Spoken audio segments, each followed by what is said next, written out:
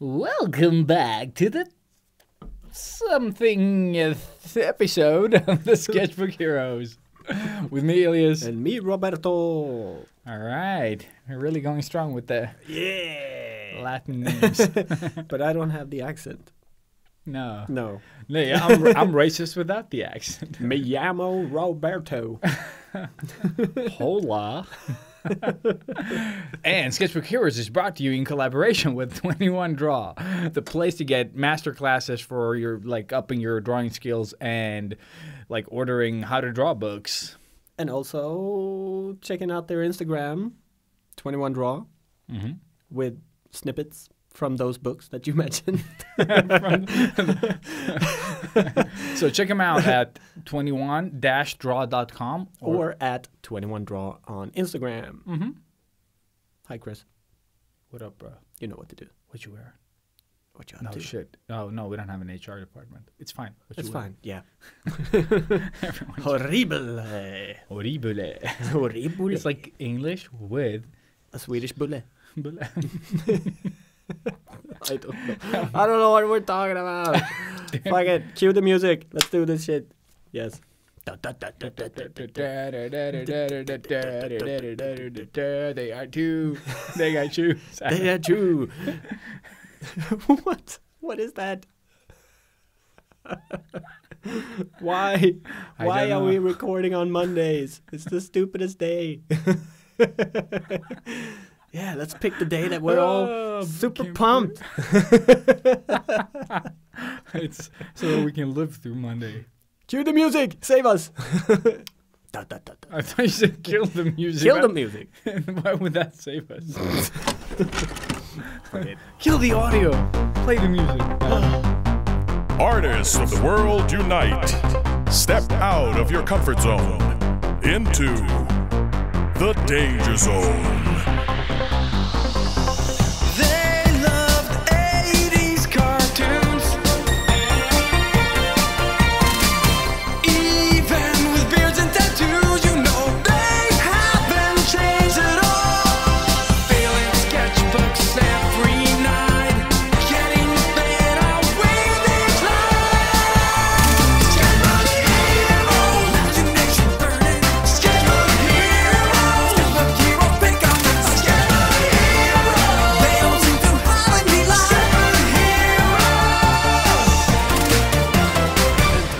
The heroes.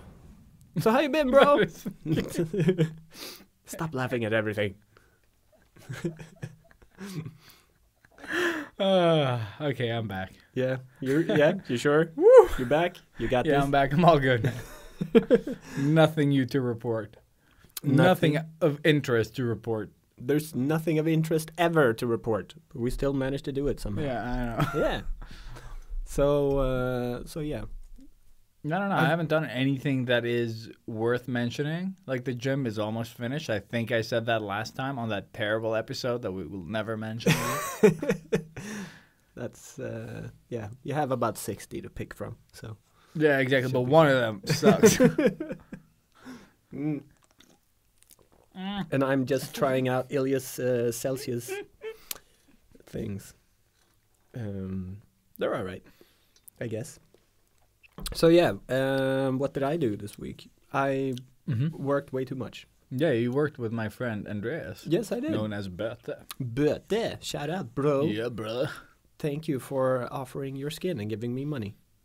No, that was actually fun. He's new to the podcast, but he seems to be either faking it really well or a genuine fan. So Yep, faking it. 100%. 100% faker. But we had a great time talking all kinds of nerd and So you mean that he talked and you... yeah, pretty much. Yeah, pretty cool. much. He talked. I tried to get him not to talk as much so we could tattoo. Actually, no, I didn't try to get him to talk less, but maybe not show so many images on his phone all the time. Because it was a little bit distracting when you're like, I'm just about to do a long line. We're doing a geometrical deer on him. Oh, shit. Yeah, that is true. And like every time. Yeah, it's like, oh, look good at this, man. look Oh, at this. shit. I almost spilled on my... Stop fucking squirting all over the place. I can't help it. You said Böte. So yeah, that was one of the many jobs. And other than that, I saw Doctor Sleep, the new But Stephen before you King go, adaptation. would you say that you have a hand job? If I have a hand job, Yeah. I don't know. You're giving out hand jobs, aren't you? Not really. No. You are. You're Maybe holding it with your hand. no. Okay, no. never mind. That was too bad. Okay, That was that really was bad. terrible. Yeah. It was so bad it So wasn't. even Doctor funny. Sleep. Yeah. I don't have much to say about it, but don't read the book before you watch the movie. Is my tip. Yeah. Yeah, that's. Robert has a whole like theory on that. And this is it is my fucking theory. Go for it. So just to make every movie enjoyable, don't fucking read the book before you watch the movie. If you know- haven't, yeah, no, the thing is, if you haven't gotten Exactly. around to reading the book, Yeah. don't read it before you watch the movie. There's never, I think, a scenario where that is good. exactly. A lot of people seem to argue with me there, but my argument for doing this is, when you watch the movie, you're gonna get the characters, you're gonna get the voices, the scenery, everything from the movie. So you already have that going into reading the book, so you don't have to like build that up in your head. And then it's gonna be like watching the movie with all the deleted scenes. So that's why I do it normally. But with this one, I really wanted to read the book, and I wasn't sure when I was going to see the movie or if I ever was. But then another client of mine was kind enough to take me along, so I saw it for free. So thank you, Kenny.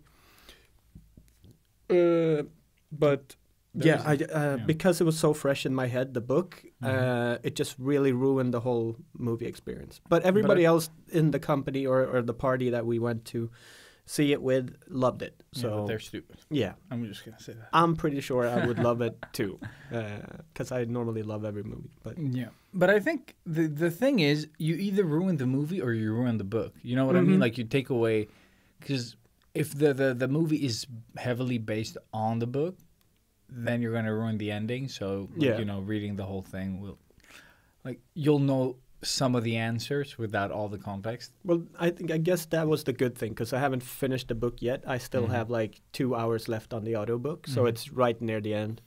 But it also meant I didn't know the end, so at least I had that going into the movie. But Yeah. but there was a lot of stuff in the beginning that I felt that they could have just put like a few extra minutes into explaining, which would have just made it so much better But for that's me. always the case. I Yeah. don't know why that happens though. Like when you like make a movie adaptation of a book, you just like, it feels like, sure, you have to pick some scenes, but it never feels like they pick the right ones. You know what I mean? Like there's always something missing. Yeah, I don't think you're ever going to be super happy with No. an adaptation that way. That's why I like when they do, like, they go rogue with it and just make their own thing sort of inspired by, instead of like, or just instead of trying to tell like an 8-book series or like something like that in one movie. Dark Tower. Dark Tower. Yeah. Suck dick. Just take parts. Like tell a story of part of it. Like if Exactly. they just told the gunslinger story in the Dark Tower. That would have been the coolest movie ever. Exactly. It'll be a slow-paced movie with some cool scenes in it, but Yeah, like proper cowboy, but fantasy. Like, yeah, exactly. That would have been just perfect. But instead they tried cramming in all the books in this one, and like what was it, like 27 minutes. Yeah. Just like, how are you gonna get all this in? I don't even remember the movie. Yeah, I well, think, there's nothing to remember. I think I fell asleep watching like it. no one does a good job in this movie. Like there's nothing good about like any of it. But there's that cool slow-mo scene when he shoots the thing through the thing. And it's like the only. Okay, well that's a good thing. They made a fun like GIF out of it, and that's it. That you can use for stuff. I get it. Win! But But for yeah. example, before we move on, Mm-hmm. I can't let you move on before saying this. And now I lost it. God damn it! That's all right. Don't make a short movie out of a lot of books. That's Yeah. pretty much what we're saying. We would much rather see, maybe take the first book, make that into 2 movies. Like, yeah, keep the And good then stuff. burn it up. No, And just then burn it up. instead of, Fuck it. fuck that movie. Yeah, fuck it all. Yeah, go to Netflix and you just give it a thumbs down. Yeah, straight don't away. watch Don't it. though. watch Don't it. watch it. Yeah. Don't waste your life. And then go to Rotten Tomatoes, give it a thumbs down, and then go to IMDb, just give it a 1. Let's work together here. Hate culture. That's a good thing, right? Yeah. I should burn the DVD. Yeah, you bought the DVD. No, I didn't buy it. My mom did. I stole it from her. Burn your mom and then burn the DVD. Shut up, Mom. Thank you for all the movies you let me steal. She actually buys more movies than I do, which is that is insane. Yeah. Yeah. Addict. Yeah. Your mom loved and your dad, but they loved like buying movies. Like there was always like a batch of new movies like on the table on Fridays. You know, like these they're gonna go through all of them. I'm like, so what? Yeah. She's a good mom. But enough talk about moms and bad, shitty movies and good books. Let's we're gonna talk dive about into the fucking topic, shall we? Because I don't really have anything else to say about Nothing. intro talk. Life. No, No. nothing. Work, Life work. is empty. Yes. Life, work, White. life, Yeah. work. Do White? it all. White? What? You fucking racist. What? Go shave your beard. Come here. Come here. God damn it, All Chris. right. All right. Yeah, if I sound super tired, it's because I'm just like waning off caffeine by drinking some caffeine. And if I sound tired, it's because I am. And we're always tired. Yeah. And apparently words have problems coming out of my mouth today. Yeah, and also Anna loves when we say that we're tired. So Yeah. Shout out Anna. shout out. I'll see you in bed. I won't. Because I'm tired, not anything else. Yes, Dirty people out there. animals. We're not funny. Move No, on. Move on.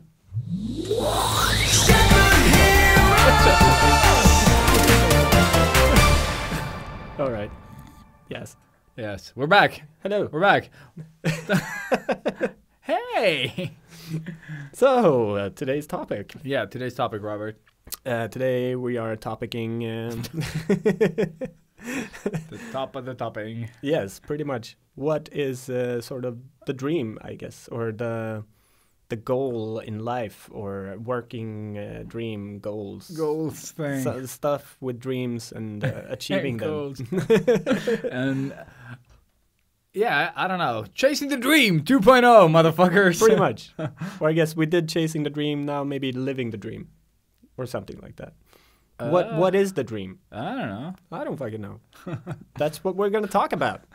Let's figure it out. Well, let's talk about all the things. Yeah. Let's just talk about it. Let's talk about a life that you want to live, I guess. Let's talk Maybe. about you Right? and me. Let's talk about. Let's talk about all the good things, all the bad things that may be. We're living the dream. Yeah. Fucking work. Yes. Cool. Cool. So yeah, No doubt. I guess we ended up on the last one a little over 2 years ago, I guess. Something like that. Yeah. Episode 15. Yeah, I think we ended up on not letting other people's fears dictate how you live your life, but in stupider words. Exactly, because that sounded awesome. Oh my god. I was Yeah, like, what the fuck? The Celsius is The kicking Celsius in. kicking in. Something is happening. Crispy pad is Brain worky. Yeah. And then we ruined it again. Of course. But yeah. well put. What did I say? Don't let people dictate your shit. Yeah. Yeah. So I think that's where we ended off. And I have nothing else. You go. Yeah, so last time we ended off with that, and this time we're starting with that. So we're done, as always. But yeah, no. So I don't know. This was just again one of those spontaneous ideas. Yeah. Because I feel like, well, if you heard the episode about me ranting on about the tattoo business, you know that I kind of feel like I have reached my, like, the place where I need to be in life, and like this is my dream. I'm really living my dream, and tattooing is really what I always dreamt about doing, but not knowing it was what I dreamt about doing. So I think that's a very interesting thing, and like, how do you know when you've struck gold in work sense, and like, what is the goal? What do you want to achieve? All that good jazz. Yeah. And I think the same for me is that I've never dreamt about being a game artist specifically. I just wanted to create cool shit, I think was the term.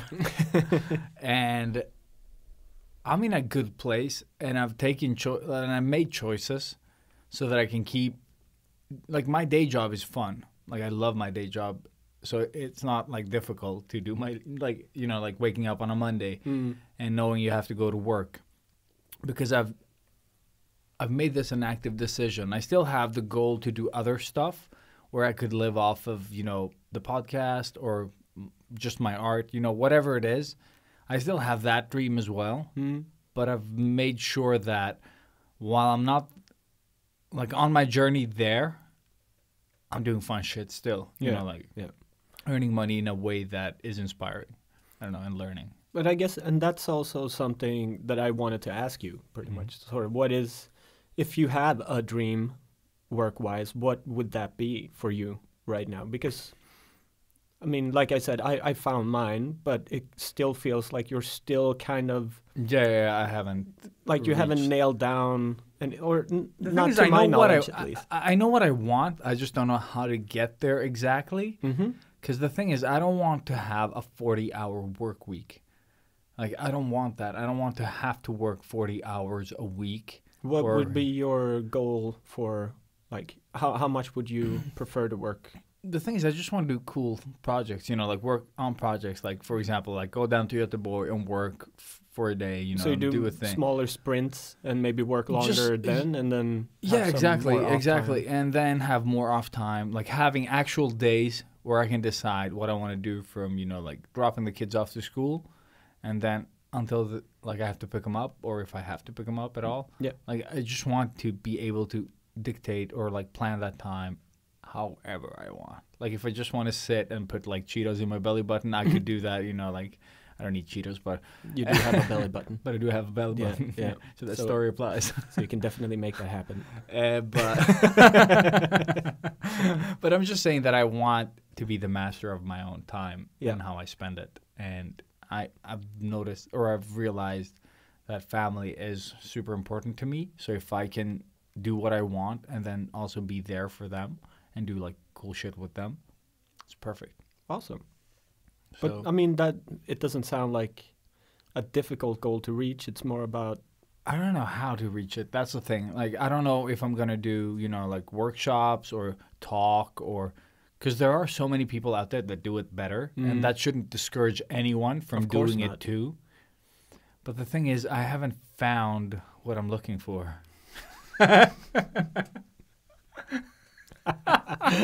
who's gonna start singing. I can hear everybody out there. Dude, I'm just holding it back. I'm just like, but I still haven't found what I'm looking for. Yeah. So I just don't know how to get there exactly. But what I do like about myself that we sort of mentioned is that I'm like driven and have a big bicep. Of course. I forced him to say that. He was pointing. Yes. I will prove it. Bicep, Never. Bicep. Bice. Bison. Yeah. Sorry. Yeah, we're super happy. We're a bit silly today Yes. because yes. we're never on any other day. Like this specific day, Exactly. we're super silly. This is a special day. Exactly. It's pizza day. Celsius Day. Okay. Yeah. We're not exactly on par on what kind of day it is. It's Monday. It's Monday. Yeah, but the thing is, I have a couple of ideas, and I try to surround myself with people that are driven too, because that inspires me. So, for example, the people that we rent the studio from, they do a lot of shit as well. Like, they have their like joint business, and then they have their like side projects. And Fabian that works here, he can sit up, you know, like till 2 a.m., 3 a.m. just doing like his personal project. Mm-hmm. And then sometimes he just doesn't sleep. Like, I'm not saying that you should do that, but I mean the passion that comes from having something outside of your normal work where you feel like you could invest some of that time, you know, like for a certain amount or like a period of time where you just go mental and just do a lot of it. Exactly. He doesn't have to sit up to. No, he doesn't. Like, he he just has a chooses job. to do it. Yeah. Yeah. It's such an interesting and good project too. Yeah, it was actually fun. reminds me that because he asked me to test it out, or me and Anna. Oh yeah, badass. So yeah, we need to do that. Mhm. But yeah, that's always like that's something that I'm missing right now. I think Yeah. because Like you mean like a pursuit? something that keeps me up at night, like Mhm. painting and drawing and stuff. Like I don't have that burning desire to do anything like that at the moment. Yeah. I just feel like being more lazy and like watching stupid movies at the moment. But you have a reason. Yeah, I guess. But Mm. like, cause I create constantly all the time. I Yeah, guess. that's what I mean. But it's still like that didn't stop me before. Like I used to have a lot more, I guess, inspiration or ideas and stuff that I want to do. I still have a shit ton of ideas that I want to do, but I just don't have the energy to really sit down and do it. Yeah. I don't know. Maybe it's because I smoke too much weed now and I'm just fucking tired all the time. But When you say I'm tired all the time, I'm hearing it in the exact same tone you've said it every episode. You've said it like I can't it's say it almost like any- no, but it's not. That's what I mean. Like it's like a I'm so catchphrase rather. fucking tired all the Yeah, I'm time. so tired all the time. Tired all the that, time. Yeah, that, Tired all the time. Yeah. Yeah. Now, yes, this is where you do the shots. Okay, somebody please make a T-shirt. I'm so fucking tired all the time. Yeah. Just Sketchbook heroes. Sketchbook heroes. No. No, it just says that quote, and then like a poem or like a saying from the past. Yeah. It's just like Sketchbook heroes at the bottom. Actually, yeah. We should do that. Famous last words. Yeah. Let's do it Shit. for Comic-Con. Yeah. When you die on your deathbed, please say that. Oh yeah. I'm so fucking tired all the time. Like you're dying. Yeah. Yeah, I kind of lost the thread, but yeah, bleh. You didn't have a I thing. don't. Yeah, Yeah. I don't have a thing anymore. Well, I do have a thing right now. Yeah, I'll just mention it right now because I don't want to keep it in anymore. But I'm writing a book. So instead of drawing a lot of stuff and focusing on that, I do that for work, and then I have this idea for a book that I've started writing. So I'm trying to focus more of the creative energy Mm-hmm. towards that, but that always results in me pretty much just sitting and thinking about the story, not really writing that much. So, yeah, I think that's it for now, but who knows? Maybe next week will be different. Mm-hmm. We'll see. But really, your projects have given me more spark to do stuff, but it's just like You mean my non-existent projects, like just the Inktober thing? exactly the Okay. Inktober thing, just seeing the series evolve as it has with Link, Mhm. and also you wanting to do more of color stuff and Yeah. sort of start exploring different tools, which we will cover Yeah. later on. But that sort of has given me obviously another spark, because that's what happens whenever you do something. I want to do Yeah. too. Like Yeah, I feel the same thing. Like when you draw often and you keep posting, I get like a tinge of jealousy, sort of, and that sparks my. I don't know. It's like I've said before. Like when I'm at the gym, and somebody wants the same machine that I'm like, they're waiting for me to finish like doing pull-ups, for example. Then I have to do more pull-ups. So just to fuck with just it. to no, it's just a thing. Like it triggers me that they want it. And It's you're like, yeah, exactly. And then I want to do like more on it before I give it up. So when I see, like, for example, like all the people that post on Instagram, like I just discard most of the people, but people that I know, that's the people that affect me. So for example, you and I have had this like competitiveness for 30 years for now. 30 years. Yeah. And in a good way. Like I still bring, like if I have a gig and I need an extra artist, I'll bring Robert. I won't like, oh, he's competition. Like I would never like, No. because Same. that drive is, like it's a good type of thing. It's a push and pull type of thing, Yeah. I guess. Like Yeah.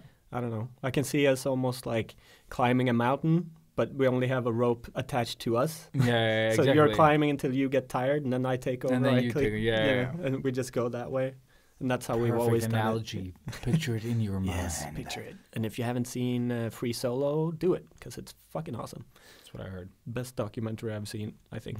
That guy that climbs without safety, right? Exactly. Insane. It's He was on insane. Joe Rogan. Yeah, Amazeballs. he's the biggest geek when it comes to climbing. Obviously, he has to. Yeah, be, yeah, yeah. but definitely worth a look. Free Solo. Not Han Solo. Not Han Solo.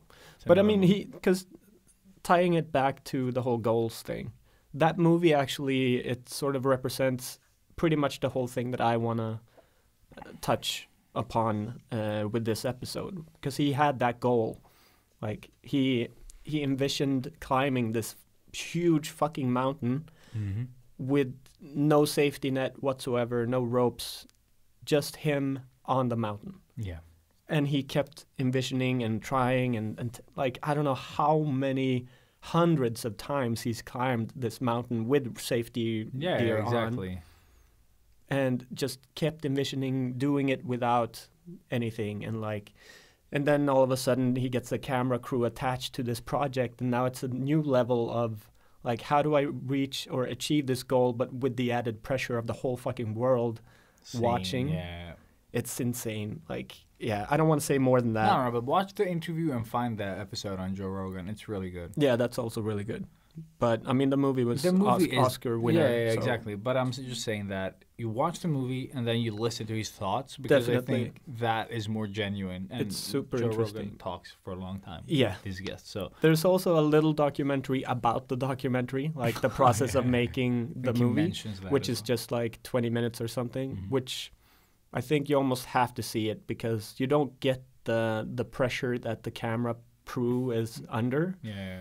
Because if they do any type of mistake to sort of just in the slightest way make him not focused, Yeah. he's dead. Like, he's 100% dead. There's no way they can save him from any. because he has nothing. Yeah, and they're like placed on top of, like, along the route he's climbing, and they have to be super still because, like, even if they move a bit and he sees that in the periphery of his eye, Yeah. it might just disorientate him.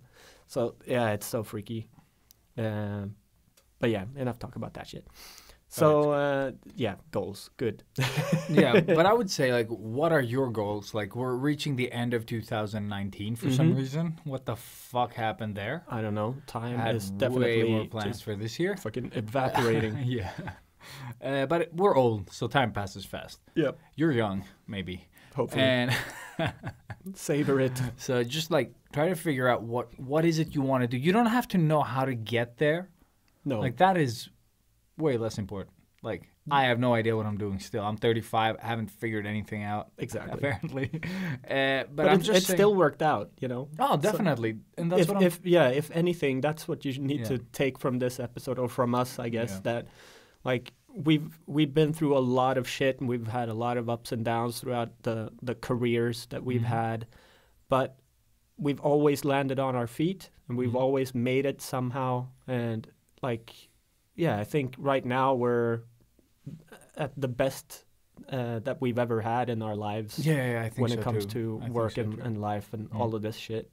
So, yeah, if anything, take that with you, that, like, Yeah. it's worth the risk. You need to try stuff. You need to Especially if really you don't go have out. kids and stuff like Oh that. my God, yeah. But even if you do, I think It shouldn't be an excuse. it shouldn't be an excuse, definitely. You shouldn't just quit your day job, though. That's not what No, we're no, saying. no. We're not saying, like, oh, just risk everything and, like, pawn your house and then live on the street with your kids. You can always make meth. I mean, You can always yeah. make meth, exactly. If that show taught us anything, Yes.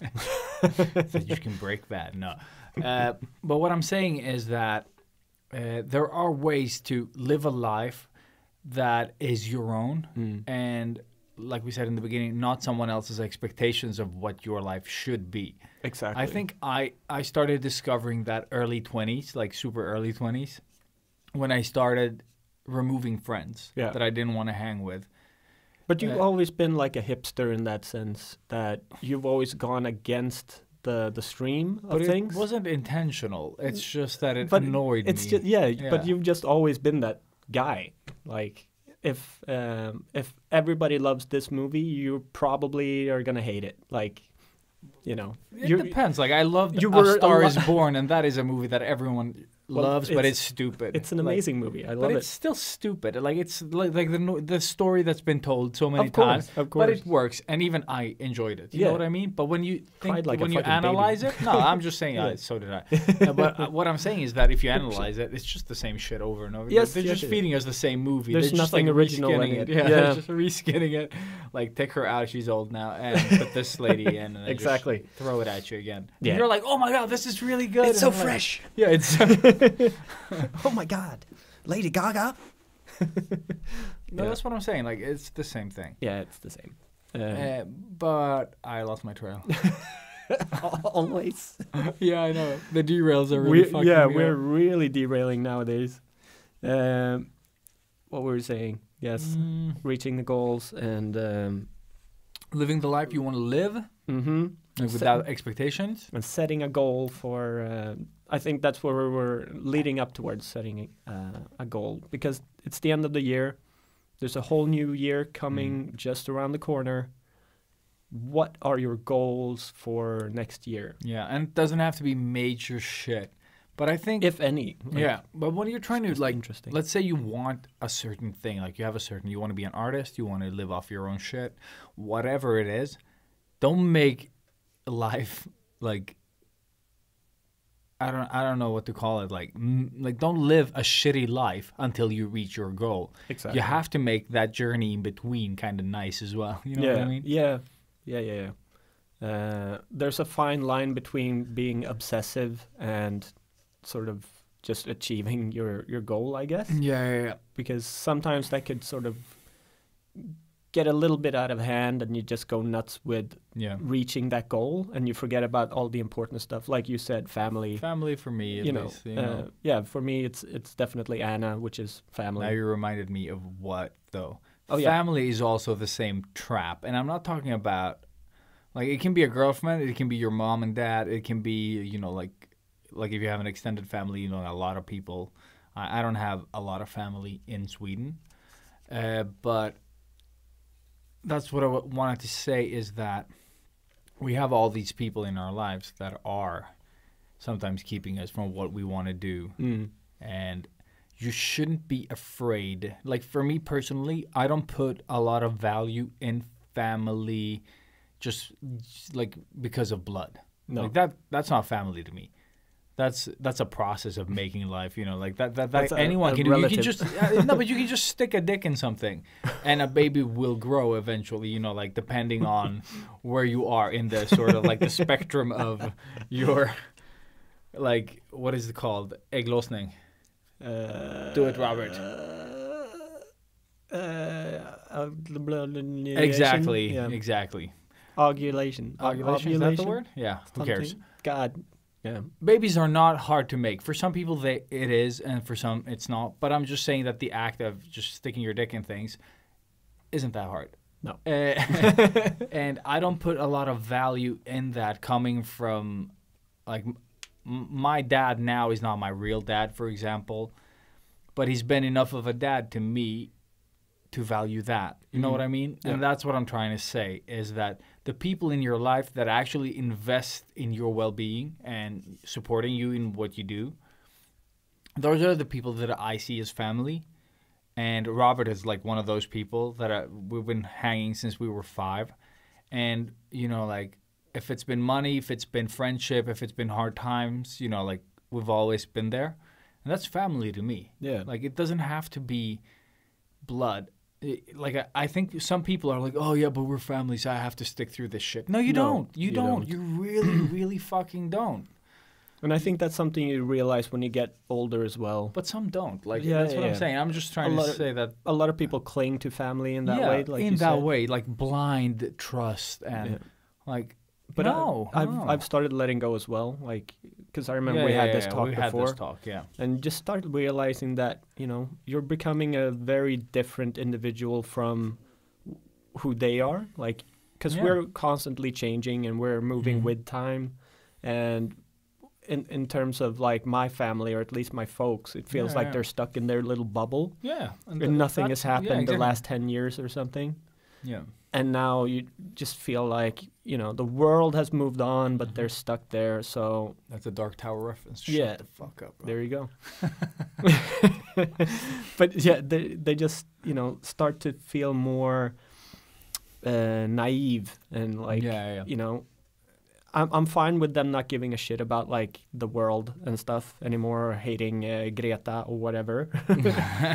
But you know, you have to sort of realize that we need to change in order to save the planet. You know, Yeah, of course. that's just one example of That's one where example. we're different. But I think the same thing applies to my family. They also live, you know, within their bubble. You know, like everyone, we live in our Yeah, bubble. of course. Like we're not saying that we're We're like, not super. We're no, no. super woke. Exactly. Exactly, I'm we're just not saying that- special snowflakes in any way. exactly.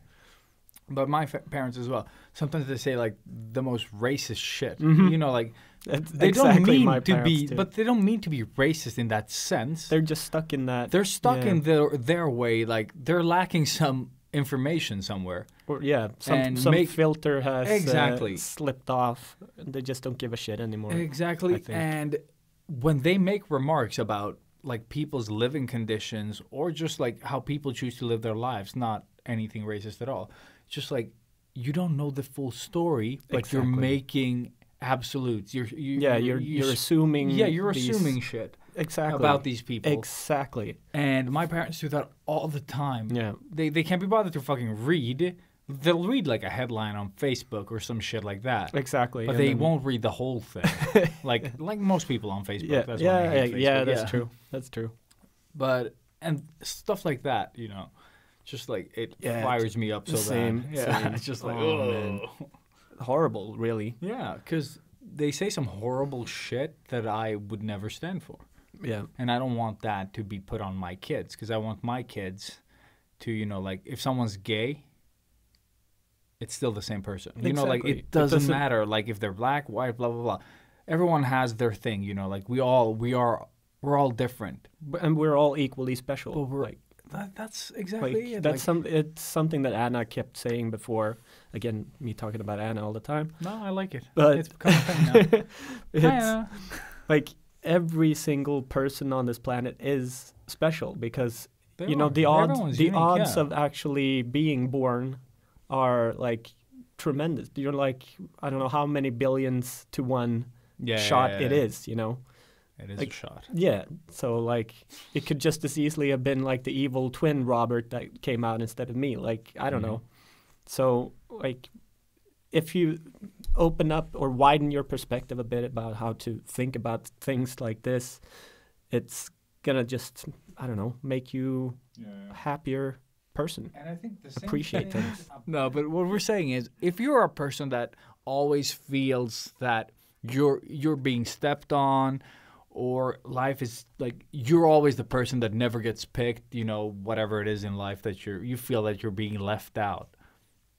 Don't focus your energy on that. I know that it's It's easy to say. It's super easy Yeah. to say, but if I'm gonna take it from my experience, when something goes bad for me, I'll fucking curse. I'll be angry, but I won't be angry for, you know, like days. No. I won't go around like, oh, it should have been me. I should have won that thing. I should have done this thing, or, you know, like I won't go around thinking about it forever. No. I'm just gonna like, okay, that didn't work. How do I make it better? Exactly. How do I do that better? Start Like, analyzing what you did. yeah. Like I think that's one of our biggest strengths as well. Like we can really step out and look at Yeah, us from a different perspective and maybe point out the stuff that like, all right, I think that's where it went wrong and that's where it went wrong. So next time I'm going to do it this way and Yeah. tweak this and da. Whereas a lot of people just get, like you said, you just start getting snowed in and you only focus in on, fuck, I sucked. I'm so bad at this. I'm not, like, this isn't what I should be doing. I'm just going to give up. You just start pushing yourself further down. Yeah. And then it's going to be impossible to climb out of that hole Yeah. eventually. If you keep doing that, it's dangerous. I think so. Yeah, you need to just step out of your comfort zone again, I guess. Yeah. Like just try to look at everything from a different perspective. Even if it's just slightly different, it's probably going to do a lot for like just your self-esteem and Yeah. and the way you work, and it's going to be a gift that just keeps on giving for sure. And I think also that I think they mentioned this on Joe Rogan on like a recent episode was that we only like the only thing that can affect us is the thing we give we give it the what the fuck was it that they said? It was like you give the thing that hurts you or like gets to you is the thing you sort of like give meaning to. You're like you're making it hurt you. You know what I mean? Like Yeah, I think I know. I don't know how they phrased it. Well, it's like a famous quote from somewhere. I'm not that read, so fuck it.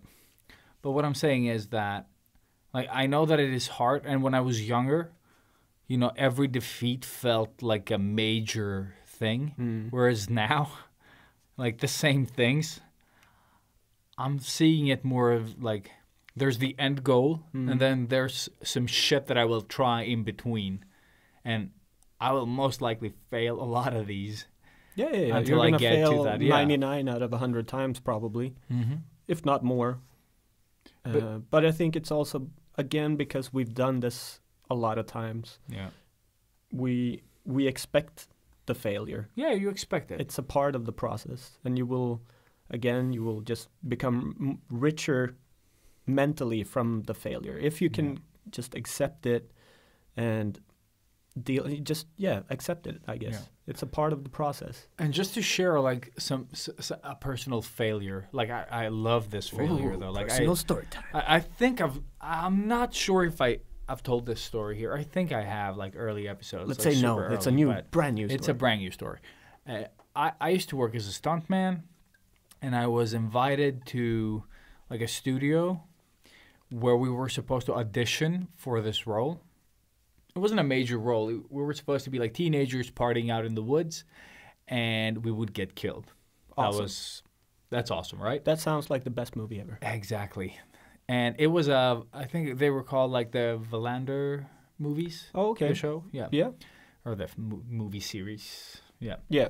And I get to the production studio, and they were like, "Oh, you're the people that are applying for this," and we were like, "Yeah, we're stuntman, blah blah blah." And she's like, "Okay, well, you're at this sort of." They did like a couple of exercises like together, just to, like see if we could make the dynamic of people in the woods partying and stuff. Mm-hmm. And they filmed it and stuff, and then they took us in individually. And this is before that. Like, we did the mutual thing, then we sat in a room together, and then they called us in one by one. Oh, my God. Terrifying. Terrifying as fuck, because this was, like, one of the first auditions that I had been to. Nice. And this lady's like, "Oh, now it's your turn." And I think I was, like, second out or third out of 5 people. And I go in there, and she's like, "Okay, well, have you acted before?" I'm like, "Nope." I knew it. And she was like, "Okay, well, I'm gonna give you a couple of cues, and you like." She gave me a chair, and I was like, "I'm supposed to sit." She's like, "No, that's your friend." I'm like, "Oh shit." And then she just like put a camera on me, and I just see the little red light like beep, go on, and she's like, he tells you a funny joke." And then I'm just supposed to, do my acting, my non-existent acting. So that tape probably exists somewhere. Awesome. Hopefully they recorded over it. And then she was like, "And now he tells you something serious." And then like, what was it? She was like, "And now you're really sad." And then she just like kept jumping through emotion. God damn it, Jerry! You really know how to Yeah, pull those exactly. heartstrings.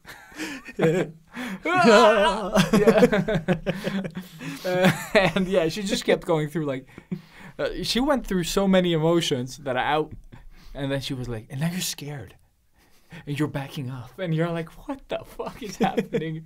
In my head, I was just like, "This crazy lady, what the fuck? Is she just trying to make me feel uncomfortable?" And then she was like, "Okay, now we get to the killing scene." And she was like, "I'm going to shoot you." I'm like, "What are you shooting me with?" And she was like, a rifle? Because I was like, is it a handgun? Is it because I told her, because then I had to go in and like the professional Elias, just like, oh, I well, know if you- something. yeah. And I was like, oh, but I need to know what you're shooting me with because the reactions are different. Like, so if you're shooting me with a gun, I won't react as, blah, blah, blah. Yeah. But like I've done all that acting now, like within bunny ears, and and she's like, okay, well, it's a hunting rifle, just to keep it simple. And then when she shoots me, I've been bazookaed. Like I have so much adrenaline from sitting in the room outside. Then I get in and do the acting that I'm super nervous about. And then I finally get to do something I'm good at. So I'm like, I'm going to show her. So, dude, when and she was like, pang. And I just like stunt man over the little mattress that she put there. Like I just like jumped backwards, like I was blown to fucking pieces. Yeah, I didn't get the job. Just saying. She was not impressed. Apparently not impressed enough. Well, I assume you learned a lot from that experience. I did. Never go to auditions. No, just kidding. Never go full retard. Yeah. I went to several auditions after that.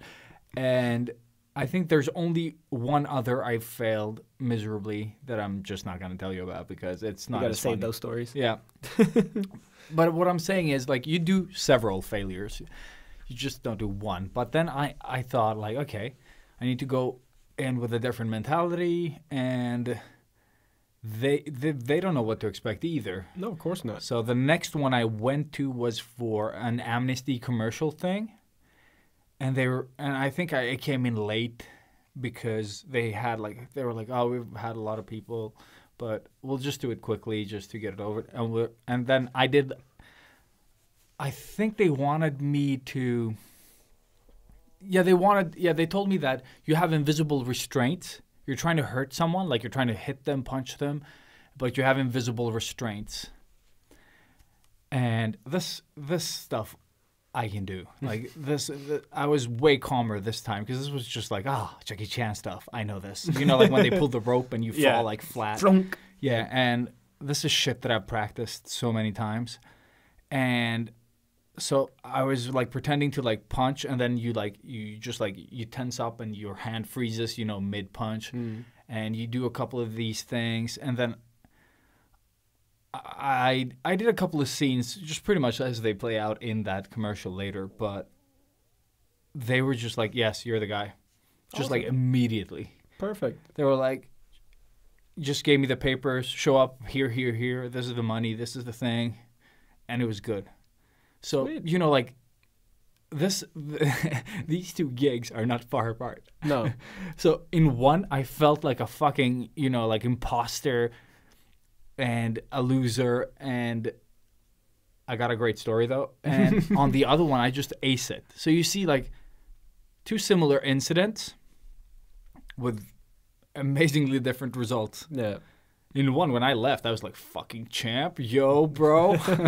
And in the previous one, I was just like, oh my God, how could I have overcompensated so badly that it turned into this like sort of, they must have watched it at the office and just like cried laughing or something, like, because I know I would have. Oh, man. And I'm just saying that you won't always do great, but you can choose how to use that.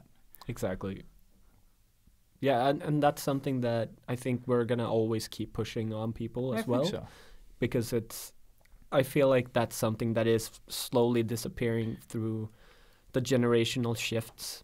And this is also something we keep talking about, but I think the generation of today is more inclined to think they're going to get a lot of stuff for free. Yeah, Whereas I think so too. Like, we and our parents' generation are from the working class, in the sense that we've always had to work very hard to get where we wanted to go. yeah, but I think our parents see us as the lazy generation. Yeah, 100%. And we have been getting lazier. Of course. I'm not saying that everyone falls into this category. I was I did nothing. I didn't want to work. I didn't want to. I wanted everything to sort of like, I'm just going to wait for the right opportunity. I didn't make opportunities happen. No. Like, I think my brother was like, you're so lucky that you work in games now. You get like a great salary and la la la. And if I was lucky, I would also like, no, dude. It's not about luck. It's not about luck. Well, Like, there's a luck little bit of is- luck, I no, think. no, but I mean that Like, to get lucky, you need to put yourself in luck's way. You know what I mean? Yeah, that's right. You make your own You luck. in make that your way. own luck in that sense. Yeah. Like it's still like I could have worked at Sats and not have that client Björn Hultman recommend me to apply for this job. You know, like, and he didn't work there. He's just like, oh, I think you would. Like, it's a great start, and then they're looking for people, so I applied. Yeah. And I could have chosen not to apply, like, because that was in my mind as well. Yeah, not to yeah. apply because I was like, ugh, these games. Mm-hmm. And I also tend to, you know, talk to people that I think are interesting, and not because I want them to give me something or like I don't want anything in return. No, you're just You know, genuinely interested. I'm just genuinely interested. So when you see me like adding you on LinkedIn, it's because you have a job that I am interested in. It might be voice acting, it might be, you know, like blah blah producer at this company, or just like a company that I think makes cool shit. Yeah. And I want to see what updates you have, you know, like because I think it's fun Yeah, there's something there that you want Yeah. to follow. to you know? follow Yeah, exactly and yeah. just see what happens. And if I would ever have the opportunity to like, oh, dude, I've done that, or you know, I have experience, or I know someone, I have a friend that could help you guys with that. You know, like I like to be where the sort of like the driven people are. There are people that are so like more driven than I am, but I like that. I like seeing people like doing cool shit around me because that makes me want to do cool shit. Just like you saw my Inktober's and want to do cool shit. Exactly. And when you're on a roll, I get like, oh fuck, he's drawing. I'm just to draw. Less. And that for me, like, it's not a negative thing. It's not like when you scroll your Instagram feed and you get stressed. No. Robert and I have another dynamic. It's not Yeah. an Instagram dynamic. It's, No. Not It's at a all. friendly competition thing where he's doing cool shit, then I want to do cool shit. He does a cool gig for Lego where he gets to like do some cool shit for them. Then I want to do some cool shit for someone. You know, like, Yeah, it fuels the like it. Yeah, it's just an immediate refueling of the inspiration tank, I guess. yeah.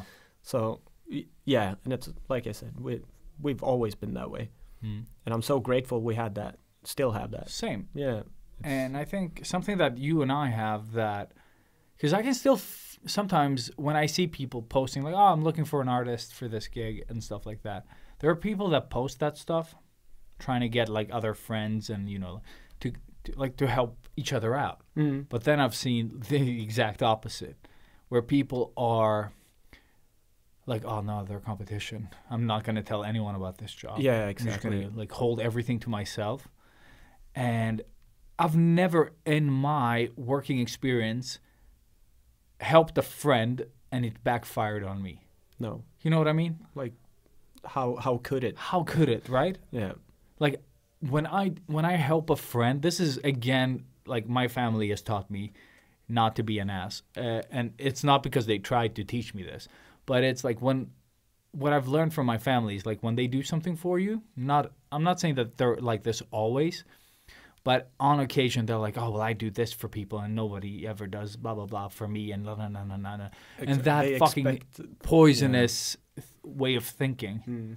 I'll just do shit for people and then move on, and I will never reflect on it again. There is no favor that needs to be done. You don't have to pay me back. You don't have to do shit. Exactly. And I will never expect any of it, even if you next time I help you to move and you don't help me to move next time. I won't be like, oh well, I helped you, and no, I always help you move, and then you didn't help. You know what I mean? Like, Yeah. I don't care. No, I'm the same. I never Like- expect anybody to help me in any way, but I will always help as much as I can. As much as you can, or like you feel that you can, or have Yeah. time for, or And you know, like- sometimes you don't have time. And you but don't have time, and that should also be fine. You Exactly. shouldn't need a reason to why someone doesn't want to help you. No. Like you shouldn't like, oh well, I did this, and like why are you even going into that? Exactly. Like, don't do shit for people if you expect shit back. You will always be disappointed. That's it. So Yeah. just keeping, you know, like do shit for you, like do cool shit. Like that's where you should put your energy. Yeah. That might be taking care of your family, you know, like or chasing a job that you like for now. And just like invest your time on doing cool shit. Don't fight on Twitter unless you're a troll and you think that's fun. Then fucking do whatever you want. Exactly. But I'm just saying that don't waste your energy. Like for the 7 hours you spent on Twitter fighting about, I don't know, whatever. Yeah. There's no winner. Okay, it doesn't matter if you said the thing that everyone liked 1,000 times because still a loser. Yeah. That's the end of the day. That's what you have. Like nothing. It's just like a black hole. You're just sending out Yeah. texts to nothing. Pretty and it's much. just gonna keep on going and going until Exactly. people just stop giving a shit. So just invest that time in creating stuff that you like, Yeah. whether it's, drawing, whether it's just, I don't know, cutting and pasting shit. Exactly. Like whatever the fuck you like doing. Watching movies, Watching movies. Yeah, I would making just, books, whatever. yeah, just whatever your creative passion is or whatever your dream is, just set goals and do that. Like don't waste time. Sock puppets. You That's could it, do yeah. a lot of things. So many sock puppets. Hmm 7 hours. Do we have a sock puppet person out there that listens to the podcast? We need the Sketchbook Hero suck puppet. puppet. Oh. No. Oh no. We have After to. we'll talk to the Fleshlight people. Like, we want a suck puppet. Yeah, exactly. Rebranding. The suck puppet. Just like, hi. Have you seen Miss Peter? I'm Slurpee. I'm your friendly neighborhood sock puppet. Yeah. Yeah. So So you get the point. you get the point. Yeah. We've repeated it enough times now, I think, Mhm. to help you guys understand what we mean. But in case you didn't, then I have but I have another thing for people that don't know, because not everyone has a dream.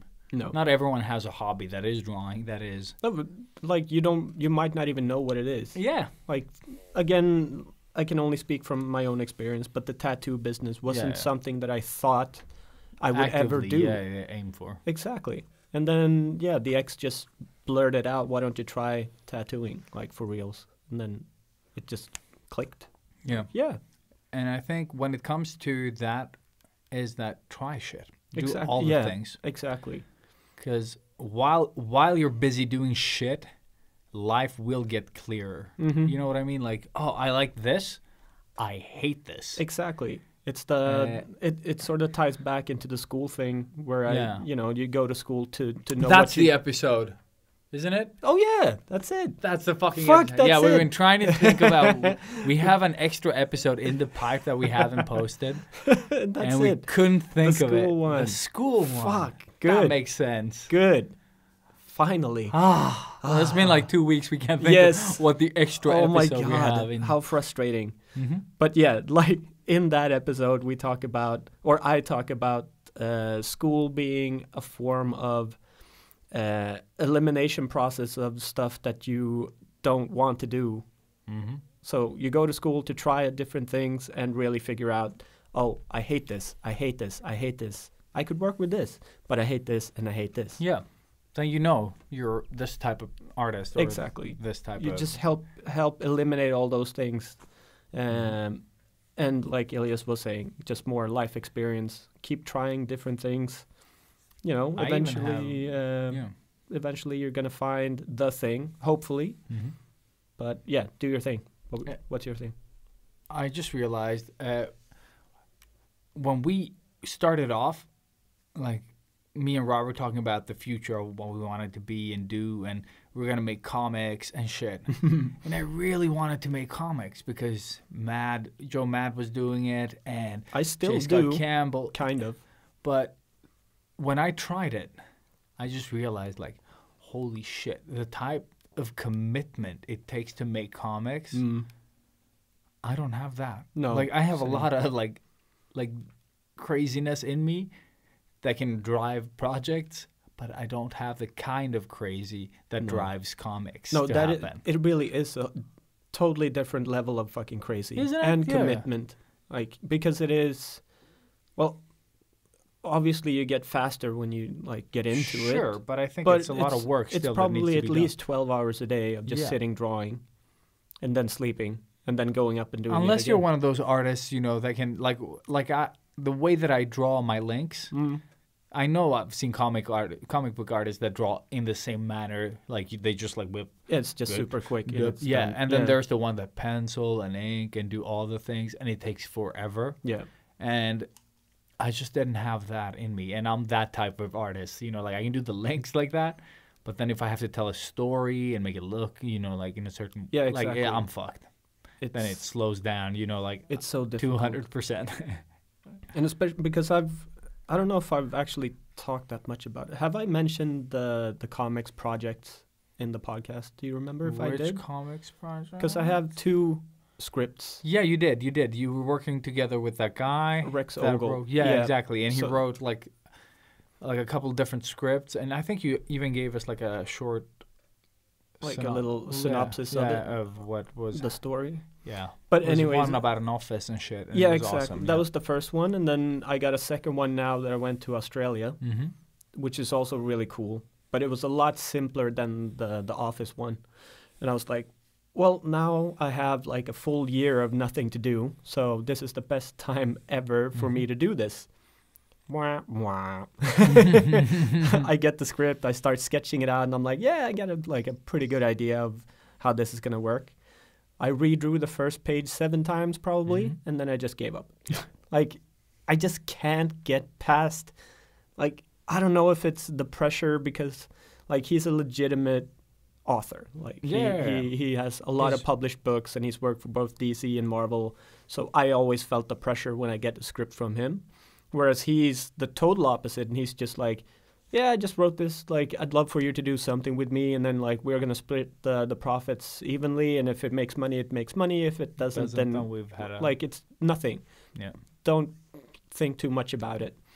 But because he writes the script so perfectly, and yeah, this I remember I've said, but so in the script it says exactly how I should draw it, pretty much. So you He have paints you a picture. pretty exactly much you of have the where- picture in your head, Yeah.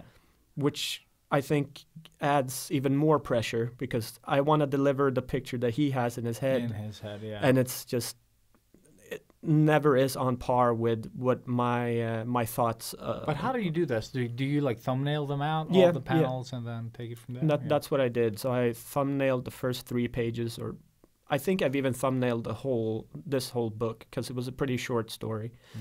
Mhm. But even if I have it thumbnailed, I just can't nail the style. Did you want? Yeah, or- and this is again, it ties into the style episode here, Yeah. where I have this vision of the style that I want to Achieve. do. Yeah.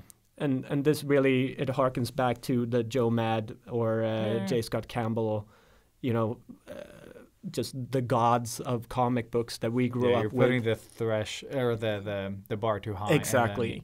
I want to make it look as effortless and awesome that they do, yeah. but every line I do just it's wrong. yeah, Like yeah. everything I do just feels wrong. It's the wrong angle. It's not like gripping, and it doesn't like. It's just fugly as hell, Mhm. and it's just me putting way too much pressure on myself. And I just slowly start realizing that I shouldn't be doing this. Like I am probably not the comics guy. But you want to be. I still And want. I think, yeah. Yeah, And I think a lot of us get stuck in those like the way we envision our career and you know where we actually should be going. Exactly. And this is the whole trying different things. Yeah. And because I was so extremely geeky with comics, Yeah. I kept putting those signals out there, Yeah, like yeah, I guess exactly. to the universe or whatever, Mhm. and then slowly started getting in line with how to sort of achieve that goal, and then same as with you and meeting Björn or whatever his name was, I met Rex at Mhm. Lego, and he just mentioned that he had like scripts and he was writing comics. Yeah, yeah, And I could have just as easily not said anything, but then I was Yeah. like, yeah, I've always wanted to do this. And then he was interested. I showed him my Instagram, and he's like, dude, fuck, you would probably knock this out of the park. But like, would it be all right if I sent you a script? Maybe we could do something together. yeah. Ta-da! Like, Yeah. there you go. Like, just talking. Opportunity, yeah. Exactly. So you got to know how to navigate that path or whatever. Yeah. Like, it's getting very spiritual and No, crazy. I don't but think so because when we talked about wanting to become like ninja masters, you know, like Yeah. or going to China and doing, you know, that whole thing. Yeah. And I was so set in my mind that was the perfect path for me. Same. And I think back now and I'm like, dude, just What the jerk fuck? off Yeah. and then just move on. What the fuck were we What thinking? the fuck? Like, I'm not against doing that, No. but Like now I wouldn't know what to do with that. no, neither do I. Like, I have What no would, idea. What would we have done? Because we Yeah. were talking about opening a school and then doing movies, yeah, I guess. exactly. And it's just like, no, I Like- don't, like, We would have probably made it though. Like if we did go that way, we I would have don't made know. it. I think we would have found a way to make it work, Yeah. but I kind of like where it's heading. Yeah. I think it I feels think- better. Yeah, I don't know. Like, I'm still hurting people, so that's but what I'm good. saying is that the vision, like, from when I started, like, I always wanted to do kung fu. Yeah. Like, after seeing like my first Bruce Lee, Jackie Chan movie, like, I wanted to be like a mix of both of them. Yeah. And the thing is, I painted, like you said, such a vivid picture of what I should be instead of doing all the things. Again, setting the bar. Exactly. Yeah. You're setting the bar, and it's a fixed bar as well. Yeah, it is. Whereas now, like, It's a little bit more flexible. Yeah. Exactly. I'm saying that I want to be my own, like Your own business or boss. something, Yeah. but I'm not specifying what I want to do. No. Because I want to be flexible. Like, I could do this thing, but I could also be doing like these three things, you know? And it's also because you are in a place where you're feeling very content and happy at work doing what you do. Yeah. Good. It sounds like you have a good work to life ratio Yeah, and, yeah, and yeah. good balance now compared to before. Yeah, So- it's still like with the freelancing and the podcast and thing, like shit adds up. Yeah, and I it usually does. call it like I work 175%. Yeah. Uh, That's what it feels like. You know? And I would like to bring that feeling down. Yeah. To But maybe I am leave not it at the discontent, 100%. Yeah. and I try to, like, I don't accept every freelance thing that comes my way because You don't have to. I don't have to, Yeah. and it won't benefit me because it'll just take more time from me, Yeah. and then Yeah, it needs to be something where you have that passion or drive to. exactly you want to See be it through. involved in the project. Yeah. that- Because yeah. and that's something I think. Well, we're spoiled in that sense that we are making enough money to live off of what we do, yeah. whereas you have people who might have to do everything that they can get their hands on. Like Mm-hmm. if I was doing the freelance thing and not tattooing and just trying to find illustration work, Mhm. that would be a full-time job trying to find the work and then having to do that work, which is probably 200% Like building more. that clientele. Because you always set a deadline that's maybe a little bit too short, and you're like not Yeah. taking enough money, or like there's always these things that you it's need to like improve. that and do whole better. backbone of Exactly. like running a business that is your own. Because of course you can argue and try to get more money all the time, but then you might not get any work. So it's always that struggle as well. Mm-hmm. And like, you have these periods where you get a lot of work, and then you have the periods where it's just a total dry spell and you don't get shit to do. Like that, I don't need that stress. Yeah, I get it as well. And I feel you the same way when I worked as a personal trainer, when I did freelancing stuntman shit. Like, there were dry spells. So that's why Yeah. I had 3 jobs: stuntman, personal trainer, and illustrator. Like, you took the gig that was available Yeah. at the time. Yeah, same. But Tattoo still artist, lucky. illustrator, Yeah. dance teacher, and warehouse worker. Yeah, exactly. And we've always done that. Like, I guess that's our superpower, doing a lot of shit. Yeah, managing, Yeah. juggling everything. But it's funny how that works, because now I'm like super lazy, like Yeah, having the but one that's fun. job Yeah. plus podcast takes up more than a week's of Yeah, work. I know. How- but I would how say, is like, it if I threw in more cool shit at you, Yeah. you'd be able to fit them in Yeah, as yeah, well. yeah, You of just get course. more effective with the stuff that Yeah. you have. And that's also, when you reach the point of not giving a shit, or Yeah, like yeah, yeah. not giving as much shit, which is something I think a lot of people need to learn. Yeah. Even myself, like, because we just talked Dude, about the depends on- comics thing. Yeah, the That's- closer to your heart it is, the harder it is. to Exactly, sort of deflect. exactly. So I need to, go frozen on the comic Yeah. and And really just accept that just- maybe it's not up Yeah, your alley. Yeah. just draw it. Because I'm reading Cowboy Ninja Viking. What? That sounds super familiar, but I don't. It's so I think it's a movie that's sort of in production or maybe not with what's his face, Star-Lord. Oh yeah, Chris Pratt. Chris Pratt starring. But it's about a guy who's schizophrenic and he has a ninja, a Viking, and a cowboy in his head. And it's a just very unique, awesome comic book. But it's like it's so badly drawn. Oh. It looks like somebody that's just used a fine liner or a multi-liner and just drawn everything straight up, just like you said, like super quick, fast. But the story is really cool. So it works. And you don't need awesome illustrations to make it work. Yeah. And that's sort of where I need to lean more towards there and just do Start my thing. where you are. pretty Exactly. much. Yeah, start at the level you are, not the level you want. Exactly. Stop thinking about leveling to Joe Mad status, Yeah, It's immediately, It's at not least, going to yeah. happen.